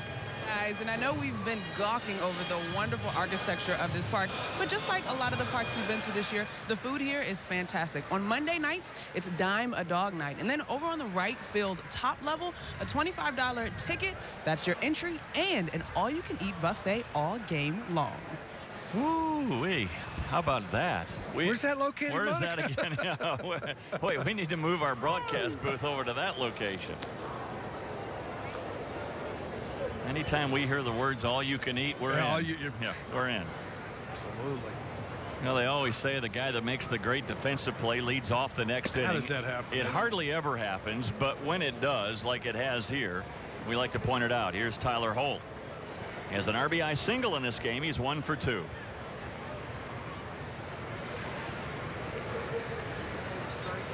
I was saying as you were saying goodbye to Mike Hargrove, and this one drilled into left field. A late jump by Young because of the sun out there. I think he lost that off the bat. A late jump will allow Holt to reach first base. Holt caught it a little bit on the end, and no question, I think, looking back into the sun, he's wearing his sunglasses. It was difficult for him to see. Plus, the swing was a big swing and sort of caught it on the end of the bat. Ball died a little bit in front of him. Young couldn't come up with it. It's a good effort. But he did. I don't think you could see. You could tell right there. Look at that sun right there. Yeah, look what he's looking into, folks. He's got his hand up right now trying to shield his eyes, even with sunglasses on, from that sun. I think he made an outstanding play to make it as close as it was. Here's a pop-up on the right side. Mateo makes the catch, and Holt stays at first. I was saying that you were saying goodbye to Mike Hargrove. While you were saying goodbye, I was saying that after winning 5 division titles, taking the Indians to the World Series twice, and then being fired by the Indians, I think there are still fans in Cleveland who are saying, why? What happened? Well, it's one of those things, you know, you get that window of opportunity. That's baseball is baseball's that way. You get a window, you don't take advantage of that window, you usually move on to something else. Moore scoots it under the glove of Kazmir now. 2 on for the Clippers.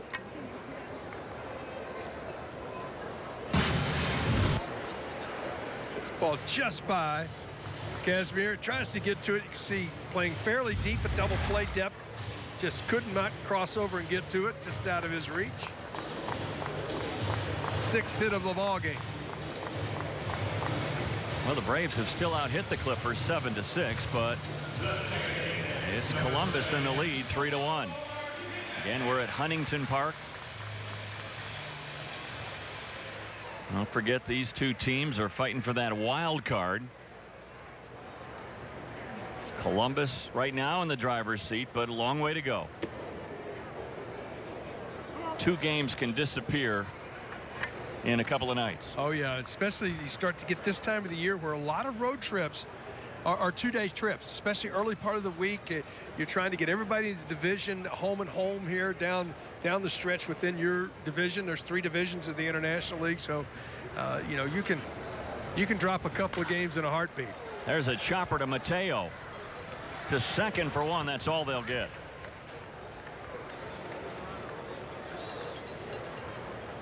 Mateo, this is a nice job. Folks, young players, there are times when you know that you're going to have an unusual hop when it goes dirt to dirt. Don't worry about the double play. Worry about an out. And watch Mateo. He's really giving ground just to make sure that he gets an out. Dave, that's a really nice play, because if you try to attack, maybe force the issue right there, run scores, ball gets by you, it's 1st and 3rd, and you're trailing. Instead of trailing by 2, you're trailing by 3, and there's still just 1 out in the inning. Keith, again, it goes back to what you've been saying all summer: limit the damage. We talk about it in terms of pitchers. Now, in this case, it doesn't work out because Eric Gonzalez pokes a single into right, and that makes it 4-1 Clippers. We're starting to see this young man grow up. We came on to the broadcast highlighting him, talking about the fact that he's moving up defensively. He's got a lot of things going his way, but how about the adjustment right there? That was entirely mentally thought out before he went to the plate. I'm going the other way if there's an open side.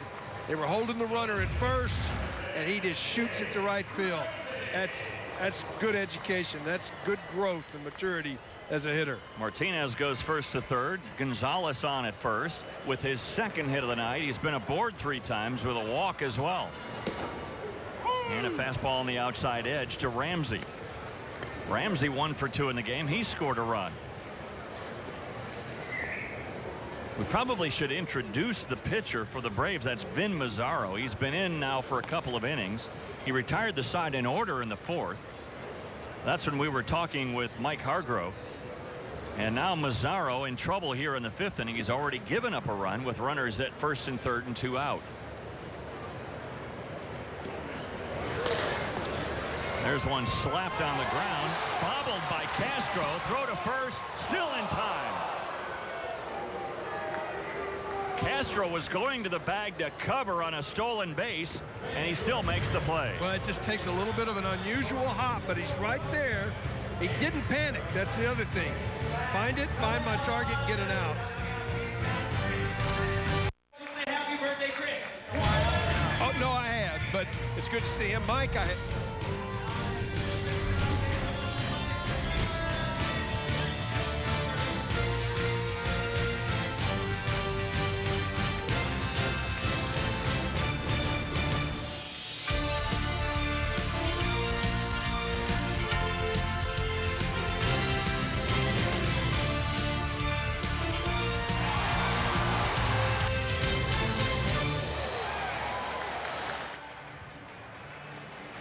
Well, we're bringing some luck to the home team here as we welcome you back to Huntington Park. The Clippers now on top by 3, 4-1 our score. And joining us now, the president and general manager of the Clippers, Ken Schnocky. And Ken, as Keith and I have just said, thank you for welcoming us here to this ballpark, which is so amazingly beautiful. Well, thanks for coming out and joining us. We love having you.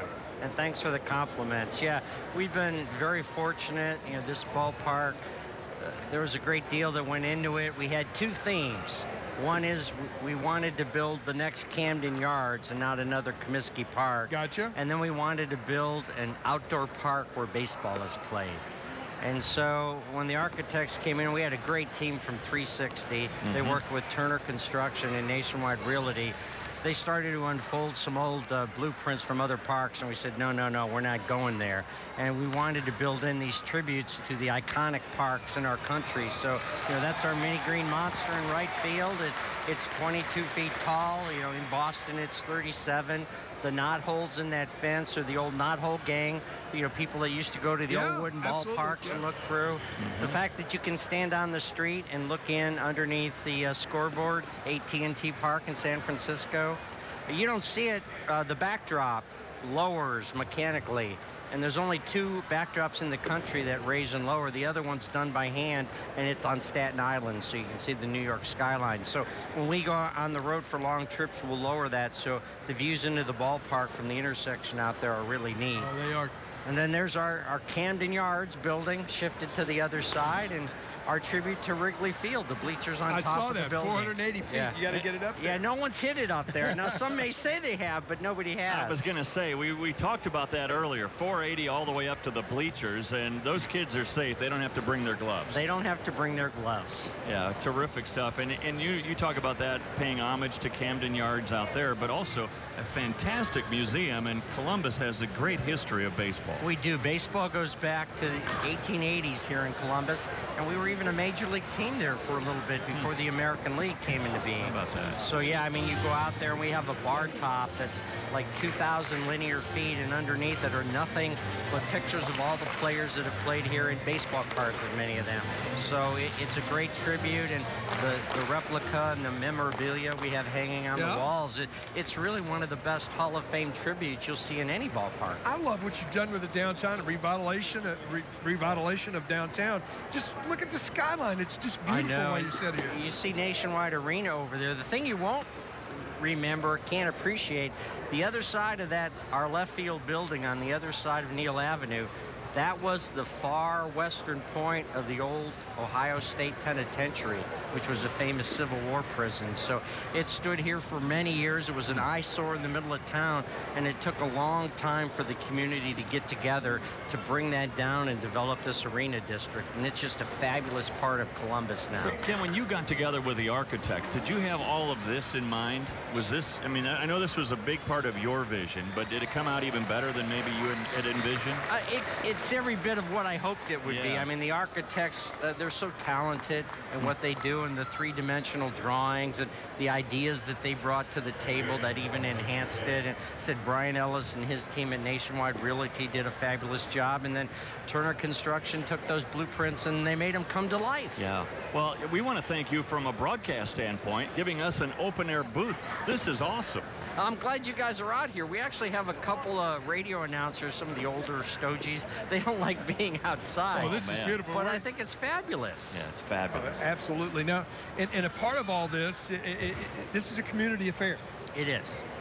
I mean, this is all about community here. You can tell when the fans come in, they really enjoy coming here and being a part of this. Well, not only is it all about community, but we are 2 private nonprofit corporations playing in a county-owned facility.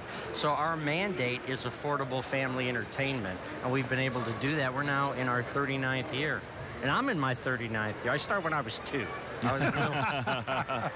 Well, terrific, and you've seen a lot of changes, and now with the Indians, of course, I think what we've noticed, Keith and I, a lot more, especially at the AAA level, we're seeing a lot more teams that are at the major league level trying to find a AAA affiliate that is almost within driving distance, and I think it makes a world of sense. And the Indians may be the best example. Yeah. I mean, they have AAA in Columbus, AA in Akron, and they've got 2 A teams just outside of Cleveland. So Perfect. that's wonderful because your player development people can get to see many of the clubs. We've got 3 or 4 of the Indians player development people here now. So, you know, it's wonderful. I grew up in Cleveland. I'm a Cleveland kid. I've never seen them win a World Series.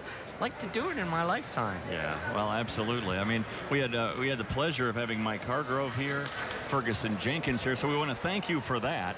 As you wisely somehow put a fantasy camp right in the middle of us coming here, so that was perfect timing for us anyway. And someone in your office just picked a perfect date out of the hat, so it all comes together. It was perfect.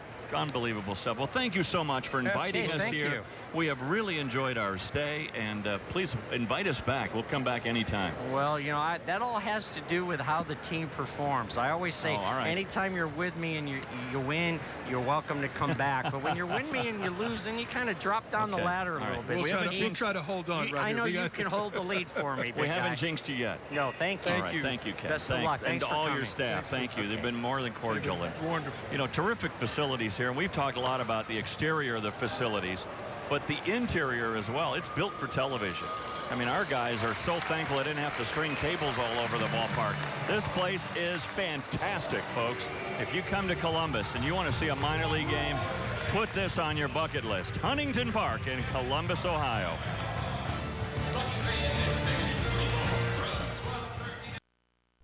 Minor League Baseball Sunday Showcase on the American Sports Network is brought to you by CoCareers.com.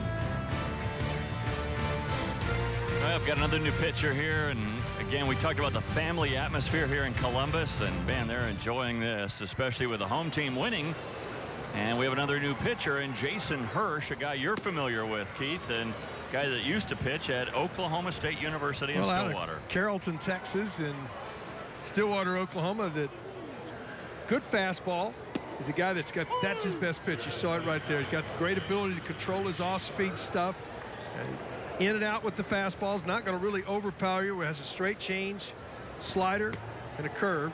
Tries to turn that fastball over. It's going to pitch in that 89 to 91 range. Marty Siriaco is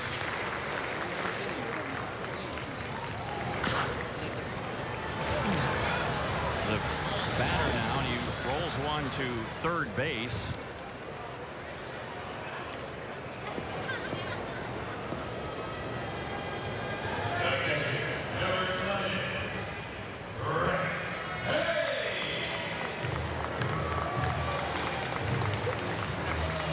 Yeah, that's one thing about being outside, Dave. When you're out in the field, things can happen around you.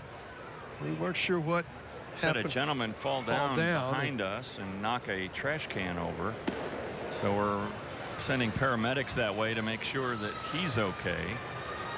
He is now being comforted by someone from the police department here. So everything, order is being restored. Looks like he's okay. He's walking under his own power now as Brett Hayes bounces it out to second, and Mateo makes the play there for out number 2.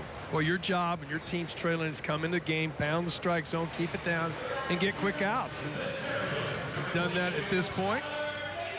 Started the year in AA Mississippi, promoted to AAA on the 6th of this month. So we showed you his numbers. That's a combination between AA and a brief time here in AAA. Yeah, he started a lot at the AA level.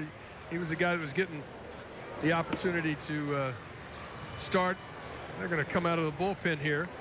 You know, so many times in the minor leagues, you really haven't pinpointed a guy that he's going to be a reliever or pinpointed a guy that he's going to be a starter. You just want to get them the opportunity to get out there, and then as they compete, you start to get a feel where they compete, where they're more comfortable competing. I mean, there's some guys that can start and do a great job of it, and there's some guys that just got to come out of the pen. Well, Hirsch, a guy is moving up quick, isn't he? First round pick by the Braves out of 2013 out of Oklahoma State. And here he is already in AAA.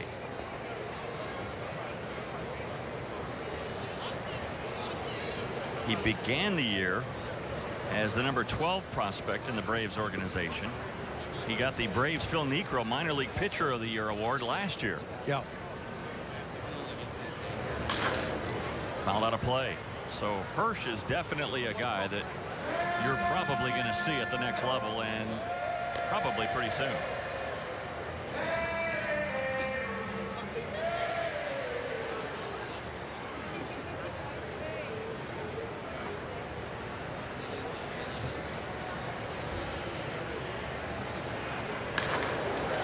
Down the line, if it stays fair, it's trouble, and it does. So Naquin with a 2-out double.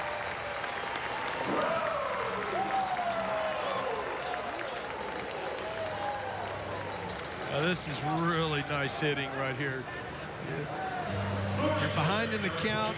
It's just a little backdoor slider. Didn't try to do too much with it. Just reaches out, keeps it fair, stays on top of the ball, down and away. And I tell you what, if you can do that on a consistent basis, you're not playing at this level long.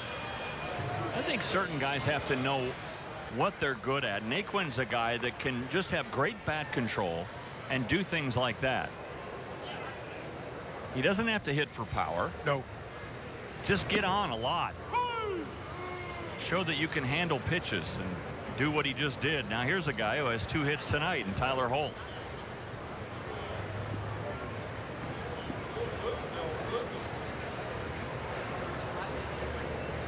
It's cooled off here in the last It's nice. 10 minutes. Beautiful. Just like being outside. Just a beautiful view of downtown. Sun setting. I know we've talked about it, but just haven't seen many facilities like this. No, I mean, when you come here and you think 10,000 people can fit into this place, and it looks really like a big league ballpark. Oh, absolutely.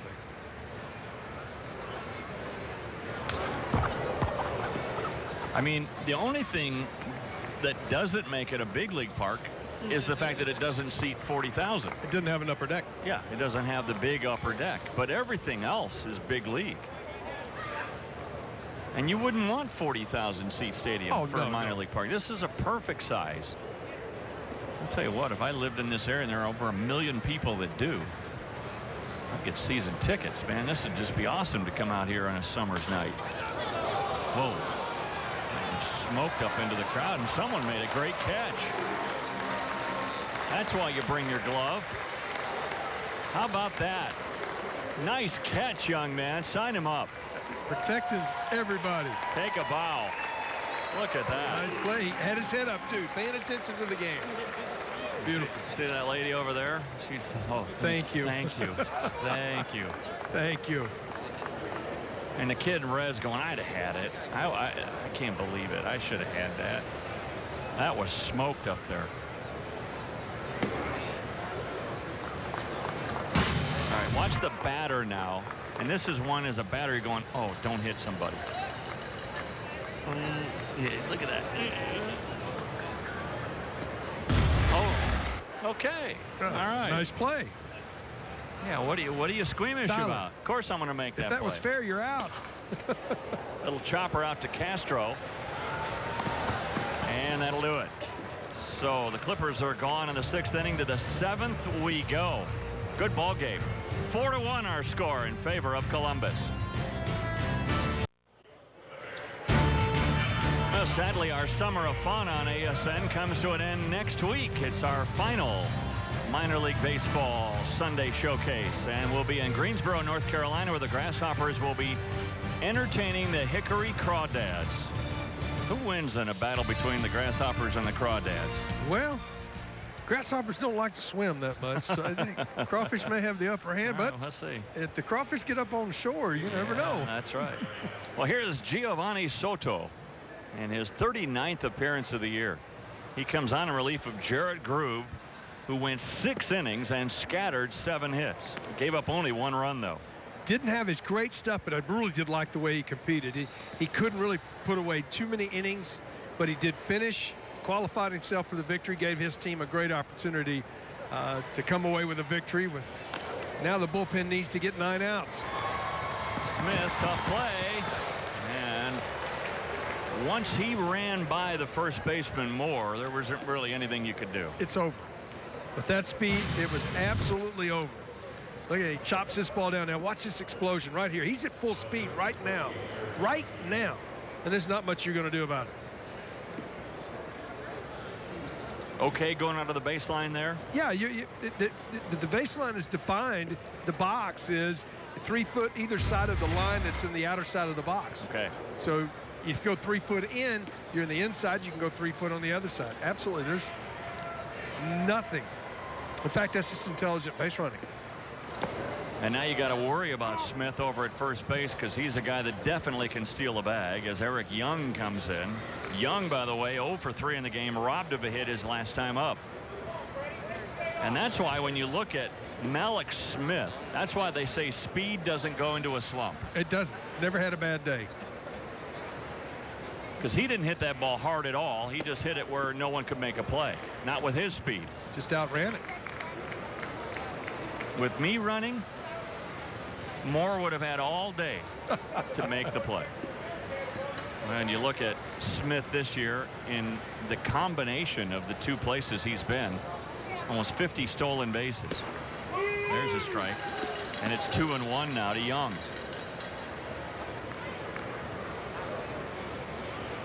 I got the opportunity to call games that his dad, Eric Young, played in with the Rockies. Once watched his dad steal 6 bases in a game. Hard to do. Stole third twice. It was against the Dodgers. I'll never forget it. And Hideo Nomo was pitching, and he just took off. Every time Nomo lifted his foot, he just took off. EY, his dad was called. EY, Eric Young. Tremendous player. Gritty. Rutgers guy. Yep.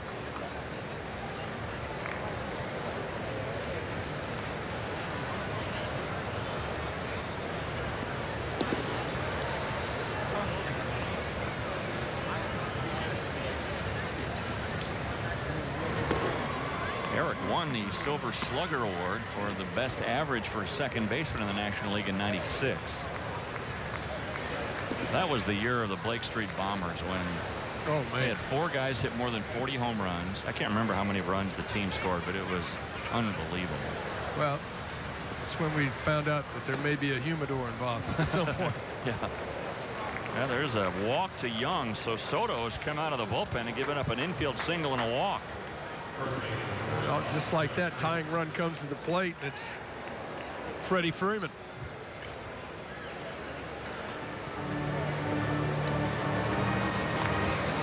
Well, there's some more action now in the Clippers bullpen.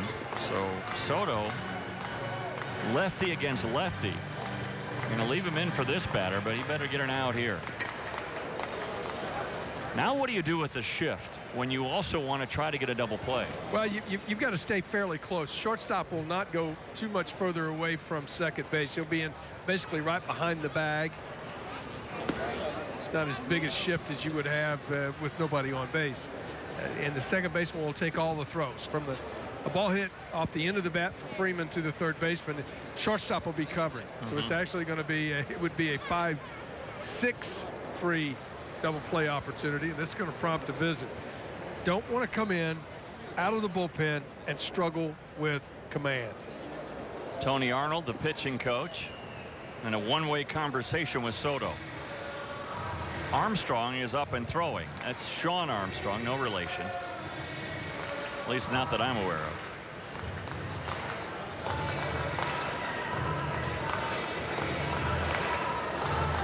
If he has any ability to throw a ball, I know he's not related. Well, can he put it in the basket? Even there. How about a 3-wood? Yeah, okay. Now we're talking. Little flare out to left field. Ramsey. Oh, I thought Ramsey would get there. He doesn't. Throw to third in time. That's the craziest fielder's choice you'll ever see. Well, Ramsey misjudged it. It was a jam shot off the bat of Freddie Freeman. He gets in his kitchen, and he just misjudges it. But I like his hustle. He gave great effort, then came up, and it makes it so difficult on a runner as Smith was just back to tag, and then all of a sudden he realizes it's going to fall in. I got to go. What a great effort, though, to get an out right there. Just like that, get an out, we're going to have a pitching change. Did Smith make a mistake there by tagging instead of going absolutely, halfway? He should have been at halfway. Yeah. Halfway, he's safe at third, no question. No question. They're loaded, nobody out. He got too aggressive, trying to get to third with one out, assuming that Ramsey would make the catch. And Soto really doesn't retire a batter, although he gets lucky on the fielder's choice to Freeman. So he does get that out. Armstrong comes in, and we'll take a break. We'll be right back.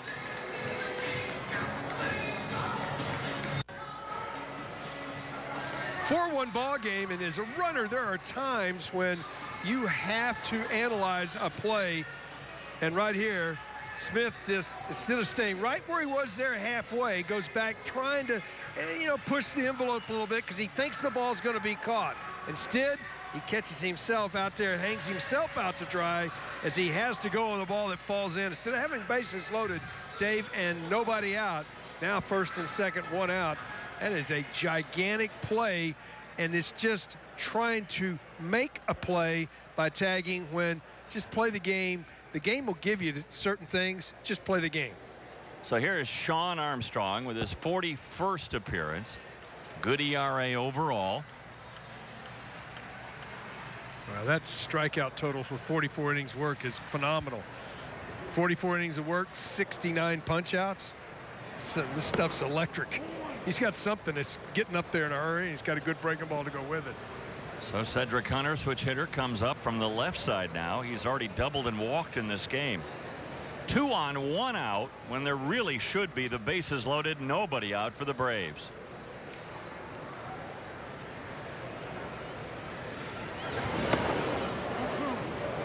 Just outside 2-0 the count now to Hunter. Oh, I thought the first pitch was a strike. Didn't you? I did. Wow. That's why I almost said 1-1, because I thought it was, I assumed that it was a strike. That one just a little bit up. Hunter tried to chase it, fouls it straight back, and now it's 2-1. Well, you can't live up there. That ball leaves the ballpark. That's the one where Hunter drove into left center field his last time up. So that's definitely in his hitting zone, and look what he's done over the last 10 games.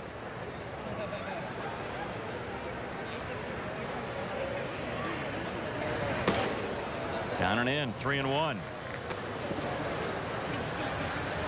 Another good hitter's pitch coming here.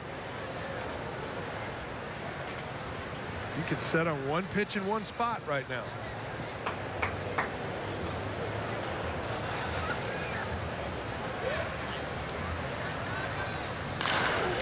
Hot shot, second base. Martinez to second for one. The relay in time. How about that?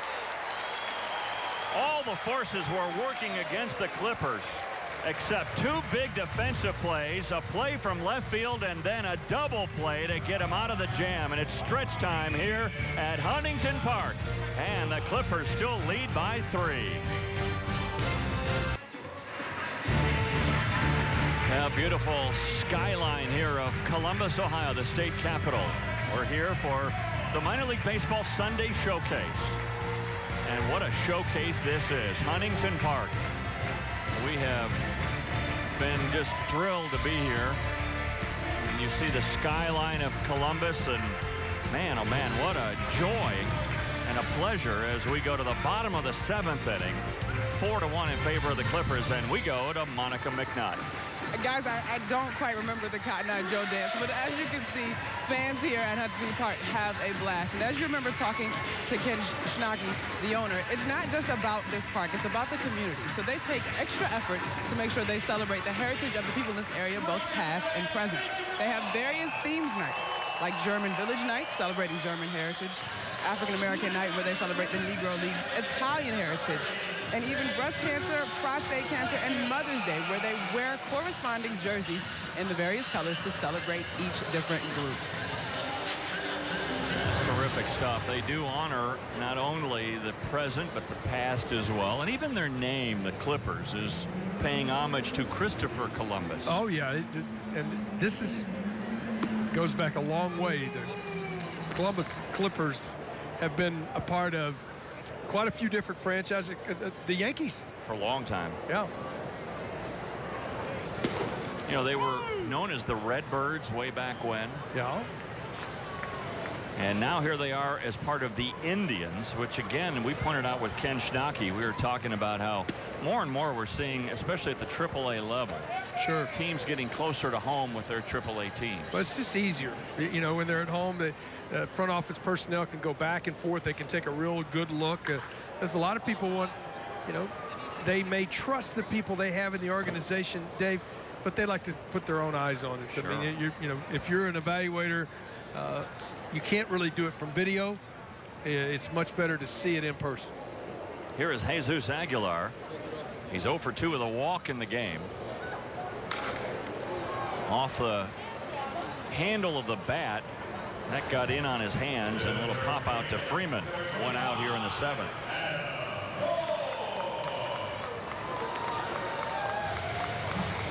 Well, a nice pitch right here. Just got inside. It's an old saying in baseball, that became firewood right there. Here's some of those scouts. Broken bout. You were talking about different eyes.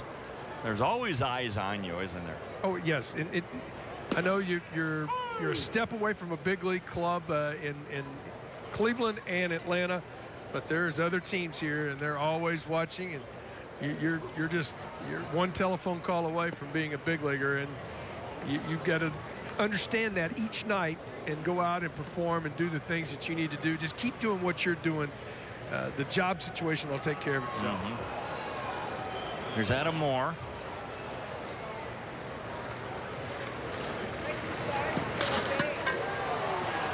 Fly ball center field. Smith camping under this one. 2 out.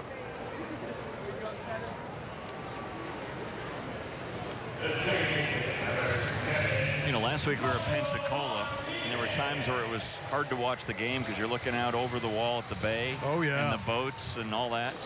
It's almost the same here, although the vistage is so different. You're seeing this downtown area, but, you know, for me, it's looking at the knothole gang and looking at the Green Monster and looking at those bleachers and looking at the base hit by Michael Martinez, 2-out single here in the 7th. And looking up at those bleachers 480 feet away and looking at the Camden Yards and this old fan, maybe he was a part of that original knothole gang. Yep. And I think as the sun does settle here and starts to set, we're gonna see the skyline light up. I think it's going to be gorgeous. Well, here is Eric Gonzalez, and no better example than Gonzalez to point out that there are always eyes watching you, because here's a guy who could get frustrated. He's young. He's thinking, man, I've got Lindor ahead of me at shortstop. What am I going to do? Keep playing well, son. Somebody is going to put you on a big league roster. Keep defensively, he's ready to go at the next level. Yep. I think his maturity is going to come offensively and what he does swinging the bat, and so you just try to keep getting better. Safe at second, stolen base, Martinez. Well, he got a really good jump right here. He got off to a good jump. Watch this, couple of steps right there. Yeah, step and a half jump. Almost make up for it right there. Just barely gets that left hand in ahead of the tag right there. Nice camera work, guys. Good job by Martinez there, too, with 2 out to get himself into scoring position. And a good backhanded stop by Bethencourt. Saved that ball from going to the backstop. Gonzalez just has one of those bodies, though, that you know he's just going to keep getting bigger and stronger. Oh, he's going to get stronger. Yeah, he's long and lanky right now, but he's going to develop more and more. And I agree with you, Keith. I think this is a 15 to 20 homer guy.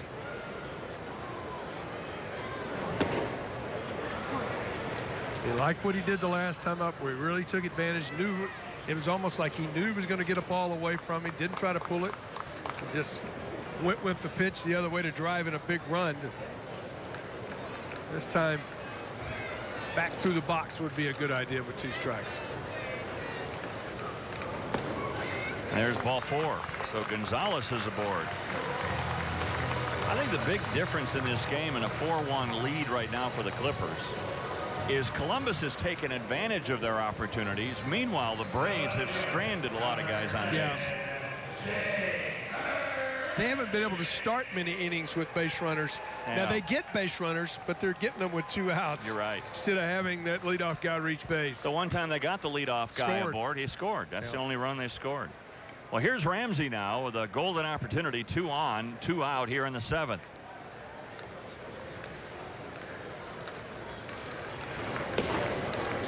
Outside edge, strike 1. Ramsey 1 for 3 in the game. He went to Florida State. His dad also played baseball at Florida State.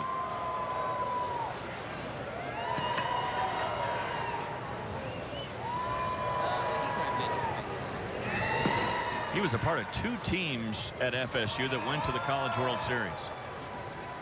They've had some teams, really good teams, get there. They haven't been able to push through and win that title yet, but the ACC finally got their title this year. Coming out of high school, Ramsey, he was the player of the year coming out of high school. 13th prospect in the Indians organization. Again, came over from St. Louis.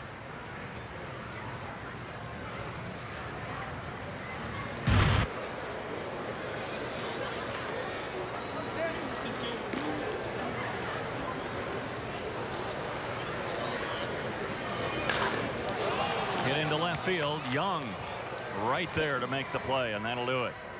So 7 innings now in the books, and the Clippers maintain a 3-run lead. It's 4-1. We go to the 8th. The Clippers lead by 3, and the Braves are still kicking themselves for taking themselves out of the 7th. Well, they had the opportunity. First 2 guys on. Smith with a misconnection, and then how about a 4-6-3 pitcher's best friend double play ends that frame where they really had an opportunity to get back into the game. The Clippers had to go into their bullpen for the 2nd time in that inning. They did not get what they wanted out of their first reliever, so we go to the 8th, still chasing 3 to tie. We showed you Ramsey out in left field because he made a play out there where he kept his head about him, even though he wasn't able to get to a pop fly down the line off the bat of Freddie Freeman. He was still able to get Malik Smith at third base, the fastest guy on either team. Well, Smith was trying to tag up and trying to take advantage instead of, you know, that's a mistake that you make. You just got to be halfway in case that ball falls in. You know, if that ball is caught in the air, he can't tag and go second to third. I don't think he can make it move. He wouldn't have made it anyway. Well, that's the beauty of this game, though. We can sit here and second guess. High fly ball right field. Holt goes over near the line. He's got room, 1 out.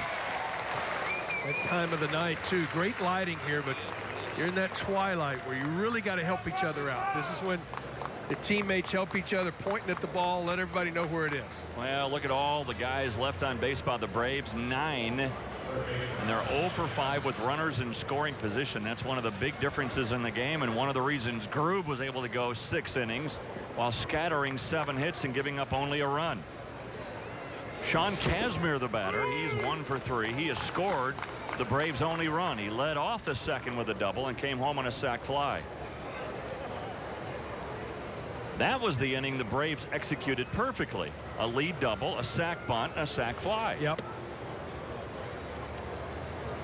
Then they really have tried to extend innings. They just haven't been able to get that hit with 2 outs and a runner in scoring position. Or, as a matter of fact, they haven't had a hit with a runner in scoring position. 0 for 5. The 1-1 pitch is fouled back.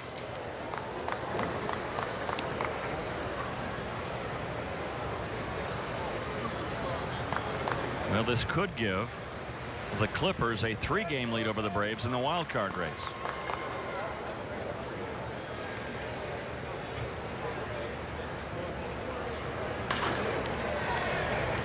And we never root, but Ken Schnocky, the president and general manager here, put the pressure on us, saying that if somehow the Clippers lose, we may not be invited back. I know, and I want to come back. I do too. But yeah, he said, you know, guys win, y'all can sort of come back. You know, that little pressure there, isn't there? Man. Win or go home? Win or go home. I really like it here.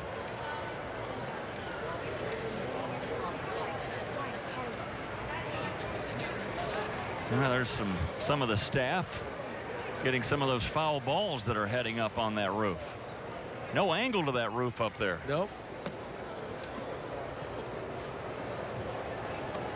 Tony Arnold, pitching coach for the Clippers. You know, it's one of those things where you look at this, you know, you're 1-2 and all of a sudden you're 3-2 and now you got to make a pitch. It's just one of those things that you try to do. Can't be too fine. And that's ball 4. And it leads to a walk. I still go back to something Greg Maddux said when I said, did you, when you got ahead of a hitter 0-2 or 1-2, did you try to nibble? Now, this was a guy that could nibble if he wanted to. If he wanted to nibble, he could nibble. And he goes, no, that's when I felt like I could go and attack because the hitters were on our heels. Yeah, it should have been. And I agree with that. But so many times pitchers want to make that perfect pitch. You can't make a mistake in the middle of the dish. There's no doubt about that. Is that the problem, though? I mean, I think the pitchers are so afraid of making a mistake with an 0-2 count or a 1-2 count that they nibble too much. They nibble, and then all of a sudden it's the hitters from 0-2 or 1-2 is a little nervous. Now he's back even, and an even count at 2-2. I think the hitter's got advantage. He's seen 4 pitches already. Yeah, yeah. Well, let's see what happens here. He's 0-2 on Todd Cunningham.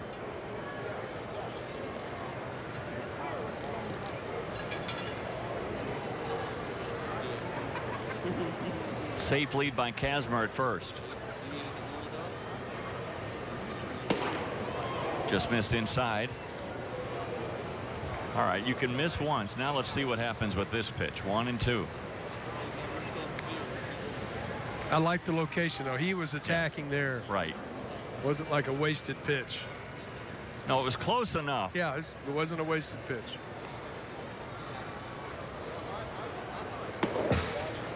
Now, see, that was a ball the entire way, Dave. Yes, he's trying to drop that slider on his back foot, but as a hitter, you instantly recognize that ball's inside when it comes out of his hands. Now, pressure squarely on the right-hander. So it's back on Armstrong. And now it's 3-2. So from 0-2 to 3-2. And 1-2 to a walk on the previous hitter. And I hate saying bad things about any Armstrong. Well, we're not saying anything bad things, but he's got really good stuff. You can tell, but he's picking right now, trying to make the perfect pitch instead of attacking the zone.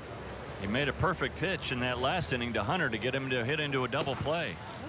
And that one just missed. In fact, he is asking home plate umpire where that one was, Chad Whitson, because that one looked to be a strike and it was framed by Hayes, but it was called ball 4. So back-to-back walks after getting ahead of both Kazmar and Cunningham. A tying run coming into play. And Tony Arnold coming out to the mound. No one warming up for the Clippers. So this is just a conversation. Yeah, and you know, sometimes there's a lot of things that can be said. One, you're going to relax the guy. One, you have really see something mechanically you want to do. The other one, you may be coming out here and says, where's that pitch? Now, it wasn't that one, though, because you wait for the umpire to come if it's about a call of a ball and strike. Right. But Arnold hit back to the dugout before that. He might have seen something mechanical. He said, hey, front shot slides flying open, or you're not getting on top with your wrist, and you're underneath the baseball a little bit. So in other words, if he thought that should have been strike 3, he might wait out of the mound until the home plate umpire comes out there. Yep, and then he can talk to him about that. Yes, he can. That's the game within the game, folks. Yes, it is.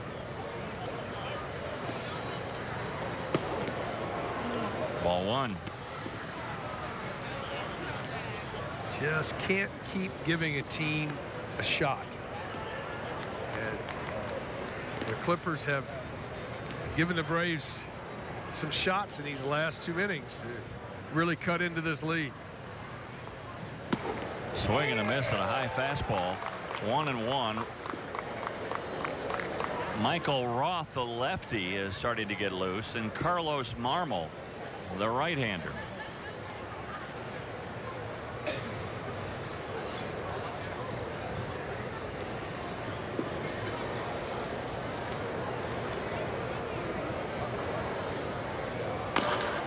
Little tapper, tough play. No play. Bases loaded. Infield single by Castro. So 2 walks and a single, and they're loaded. Just catches it right off at the end of the bat. Sometimes in the paper tomorrow that'll look like a line drive base hit. Yep. But it's a base hit, but he didn't hit it very well. But now it's a tying run on it, and the go-ahead run comes to the plate. Mateo, the batter, he's got 2 singles in the game. So a swinging bunt single by Castro. And the bases are loaded.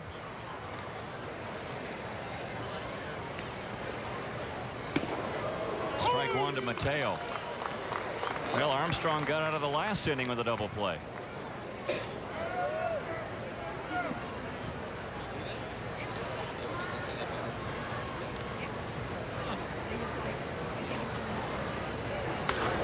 Fouled out of play up against the screen. We've been in the same spot here. 3 times in this inning, he's been a hit with 2 strikes. Hadn't been able to put anybody away. See if Armstrong can make a pitch right now. Well, Kazmir, who walked, is at third. Cunningham, who walked, he's at second. Castro, who got that infield single, he's at first. The 0-2 pitch outside.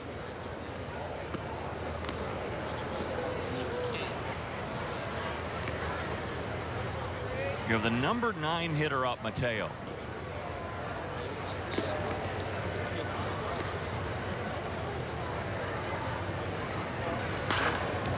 Chopped on the ground through the hole between Martinez and Moore. This will score 2. Or will it? Safe at home. On a close play, Cunningham gets a hand in ahead of the tag. Boy, a perfect throw from Holt from right field. And Cunningham just beat the throw. He did a really nice job of attacking, but how about the hitting? It's going with it. 2 strikes. Ball's up and away with the fastball. Find the hole the other way, and all of a sudden it's a 4-3 ball game. Just nice job of adapting and hitting right there by Mateo. Boy, what a slide by Cunningham. There's Kazmir scoring easily, and look at this slide. Well, that was close, wasn't it? Just get the corner of the plate. Just get that left hand on the inside corner of the plate. That makes it a 1-run game, and it's a call to the bullpen. And Michael Roth will come in. But a nice job here again. Tyler comes in and makes a strong throw to the plate. Perfect hop. It's one of those where it looks like you might have got an out, but it's a really nice slide around. The tag gets the corner of the plate. So a lefty coming on to face Malik Smith. And the bullpen right now letting the Clippers down. They got out of the jam in the 7th inning, but this in the 8th inning. 2 walks really opened the door, and in both cases, Kazmir and Cunningham were walked after Armstrong was way ahead in the count. Well, he was ahead 1-2 and 0-2, and it came back to walk both batters, and then he was 1-2 and Mateo right there when he gave up the base hit. Yeah, that's right. Got too much of the plate, though, that time. So here is Roth making his 23rd appearance of the year.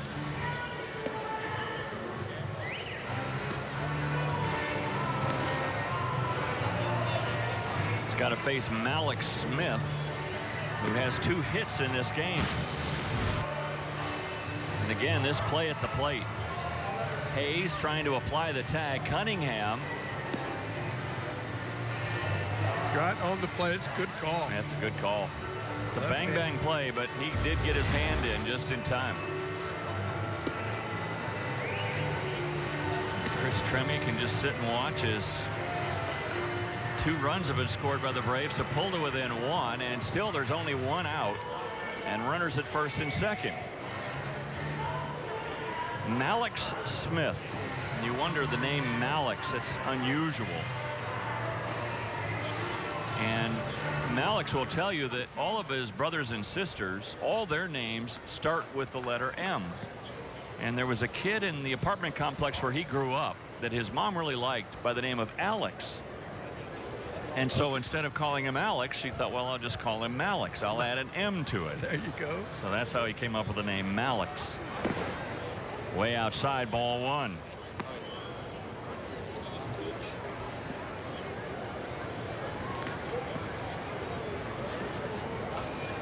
Big pitch here. Don't want to have a 2-0 count. Negates the lefty-lefty matchup.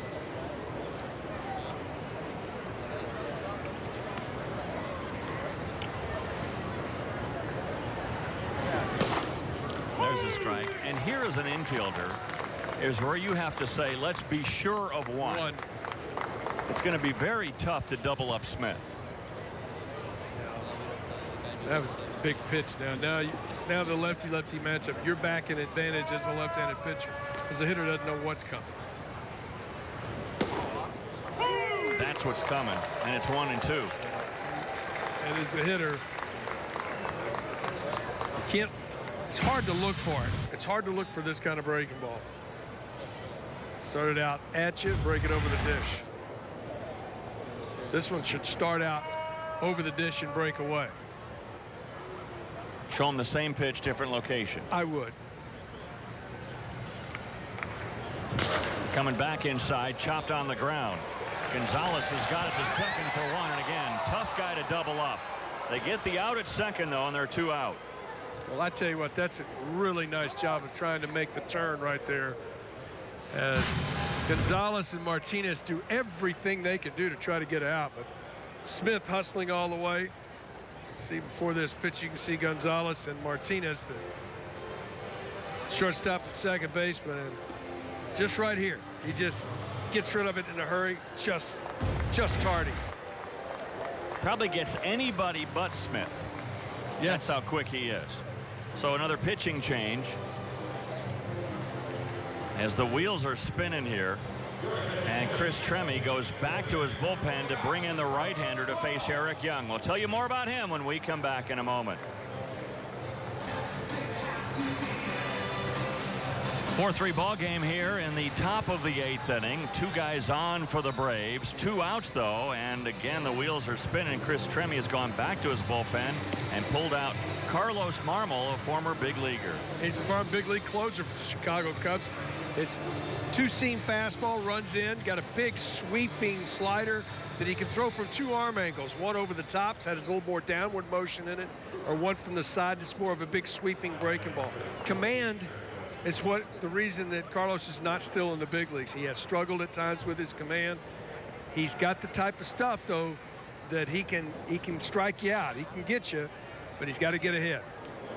Eric Young, a switch hitting left fielder, and he comes in from the left side, swings over the top of that pitch, strike 1.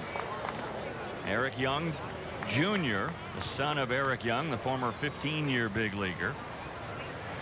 He is 0 for 3 with a walk in this game.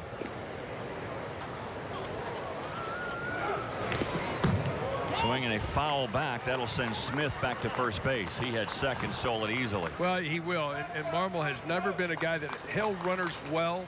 I was fixing to say, if in this scenario, you need to run because you need to go ahead and get, if you can get a base hit here and go ahead and take the lead.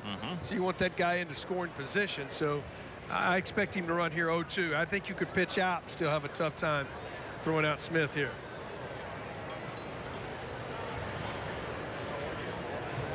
He's going again.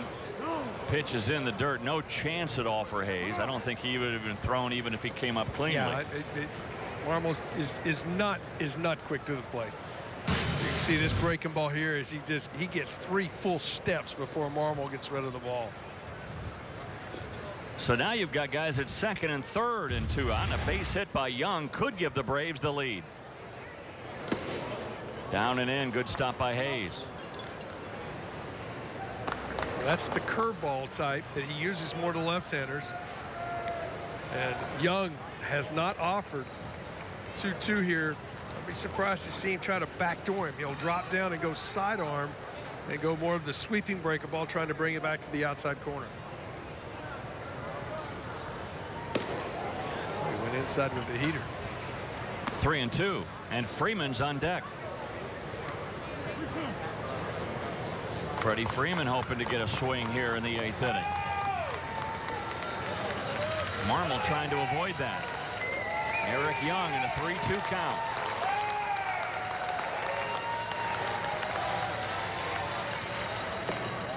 Ball 4. Third walk of the inning issued by Clipper pitchers. And in every case, the Clipper pitchers were way ahead in the count. Yeah, jumped out in front, just hadn't been able to put hitters away. Now, this is a heck of a matchup. Oh, it is. Marmol versus Freddie Freeman.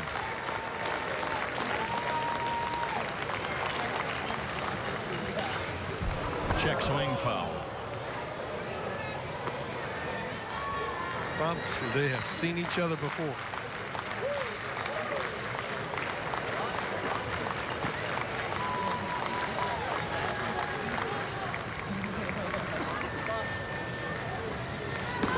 Swing and a miss. 2 strikes on Freeman. Bases loaded, 2 out. 1-run game. Game on the line right here. The best fastball we've seen from Marmol. He reached back and got a little extra, 93, 94 miles an hour, right at the top of the strike zone.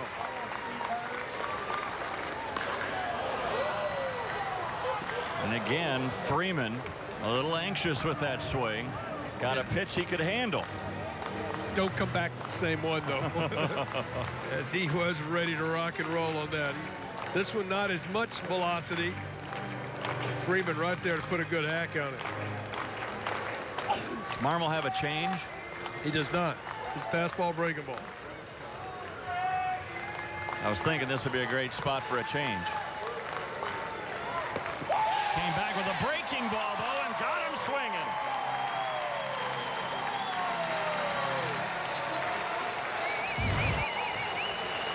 Well, it's not the best breaking ball. It's one that slipped out of his hand. But it was that change of speed, the disruption was the difference. Well, I can't believe it's almost over. Next week here on the American Sports Network, our final Sunday showcase as we head to Greensboro, North Carolina. Keith, this will be fun. The Greensboro Grasshoppers and the Hickory Crawdads. David Carpenter comes out of the bullpen now, his 34th appearance, trying to keep it right where it is, a 1-run deficit for the Braves. Well, that's his job right here. He's got 3 outs to get. Obviously, Braves don't want to be chasing more than one. They had a great opportunity right there to either tie it up or take the lead in the top of the frame. Adi Siriaco is the first batter he'll face, then Brett Hayes, then the top of the lineup, Tyler Naquin. Siriaco 0 for 2 today with that sac fly that put the Clippers on the board. And this one drilled to deep left field. Young going back, and he's got room just in front of the track to make the grab. Good jump by Eric Young that time. It's one of those as a hitter, you know, just didn't get it elevated. Hit that ball well, just didn't get enough elevation. Young able to run it down. So now Brett Hayes, guy who played in the big leagues with the Marlins in 2009. 0 for 3 in this game.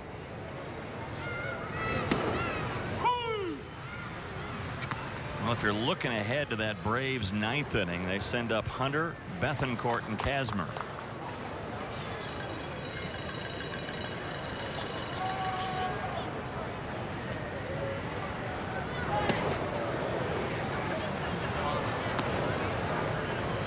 Big sweeping breaking ball right there. Carpenter. I think the first comment, if the Braves don't come back and win it, the first comment from Brian Snitker will be, their manager, we stranded 12 guys on base. Yeah. We had opportunities. We just didn't cash them in.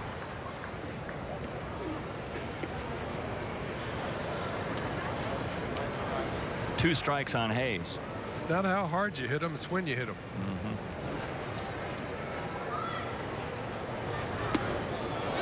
Did he offer? He did. And that's the second out of the inning. That's just a good hard breaking ball. Did the barrel of the bat get across the plate? I believe it did. And that angle is tough to see. But if the barrel crosses the plate, it's a strike. So David Carpenter has 2/3 of the job done now. Tyler Naquin. Naquin coming off the DL tonight. He's had a good night. 1 for 3 officially with a walk. Fastball upstairs. Fastball about 90 for Carpenter.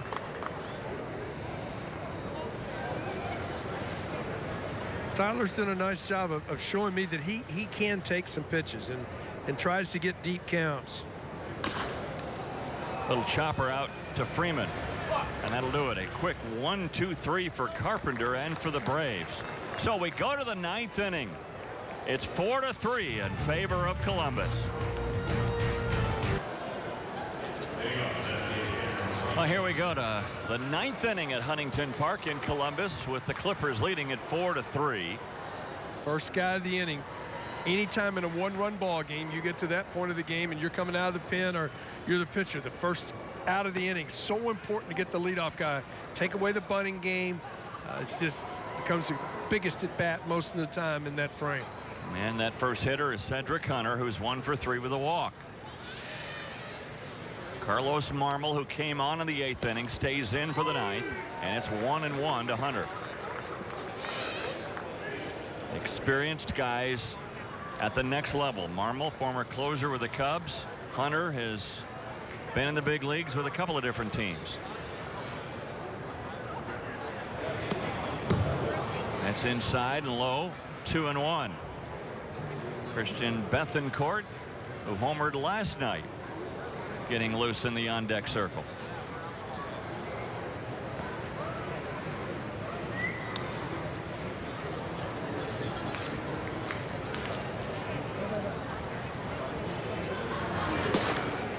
Inside. 3-1 the count. And the last thing you want to do is walk the lead guy. Absolutely.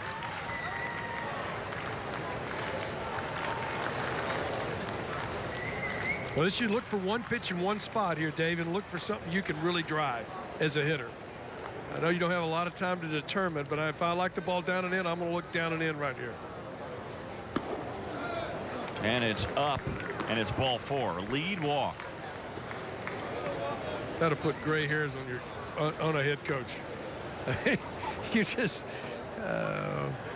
we had this thing seem that walks were a major part of last inning, and then we walked the leadoff hitter with a 1-run lead in the top of the 9th. 3 walks last inning, 7 walks on the night now, and Tony Arnold, the pitching coach, and Chris Tremme, the manager, can hardly bear to watch. So here is Bethancourt.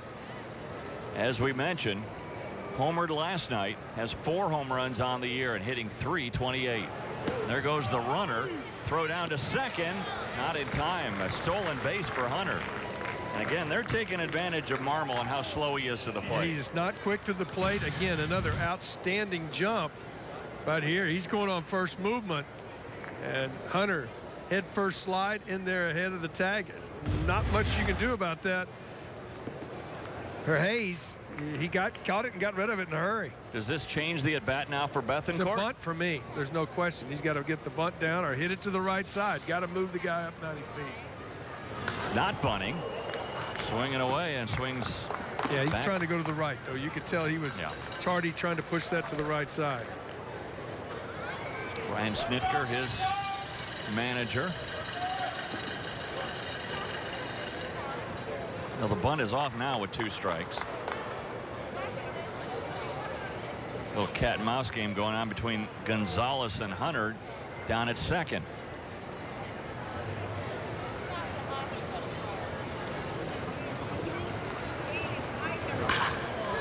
Line drive center field. Naquin was played right there. That ball was hit hard, but right at Naquin. Oh, it was smoke. There's no question about it. And actually, Hunter did a nice job. You can't tag up on that. He did exactly what you got to do. You got to go halfway. It just wasn't deep enough. It was very recognizable what it was going to be. So no advancement of the runner. That's a big out without advancing that runner 90 feet to third base. Well, you're right. So Marmol able to get a fly ball to center field, or a line drive really to center field, and no advancement by Hunter. Ball one now to Sean Kazmer. Kazmer has scored twice in this game. A lead double in the second. He came around on a sac fly, and a one-out walk in the eighth. Strike. 1-1.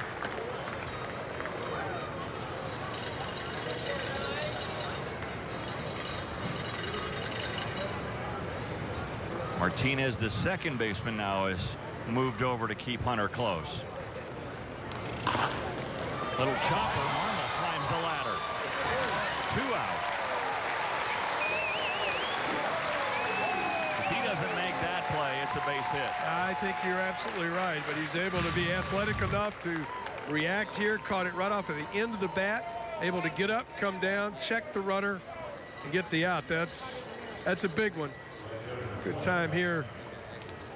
See him get up, make that play. Good time here for Hayes to go out and talk to, even though he's a veteran right-hander. But so many times you think, well, maybe we're out of this thing. Still got another tough out to get. That's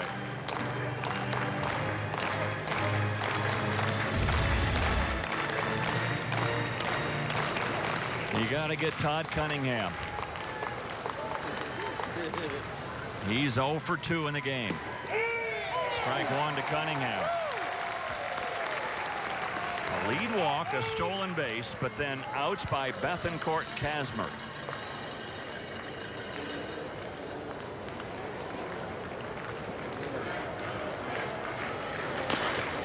Chopper down the line, foul. 2 strikes now on Cunningham. Well, that was the sinker. He tried to turn it over, didn't have the velocity. Got away with it, left it up, but he's got lots of options now.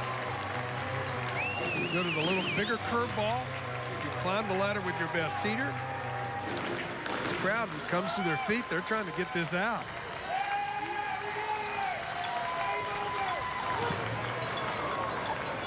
He bounced the curveball up there, and Cunningham didn't offer. The biggest out for Marmol in this game was when he struck out Freddie Freeman with the bases loaded to end the eighth. Absolutely.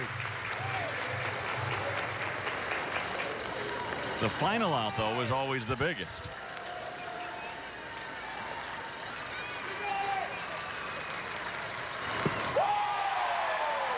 And he got Cunningham on strikes. That'll complete it. And the Clippers hang on. 4-3 the victory for Columbus. Well, a good breaking ball got him to swing over the top of it.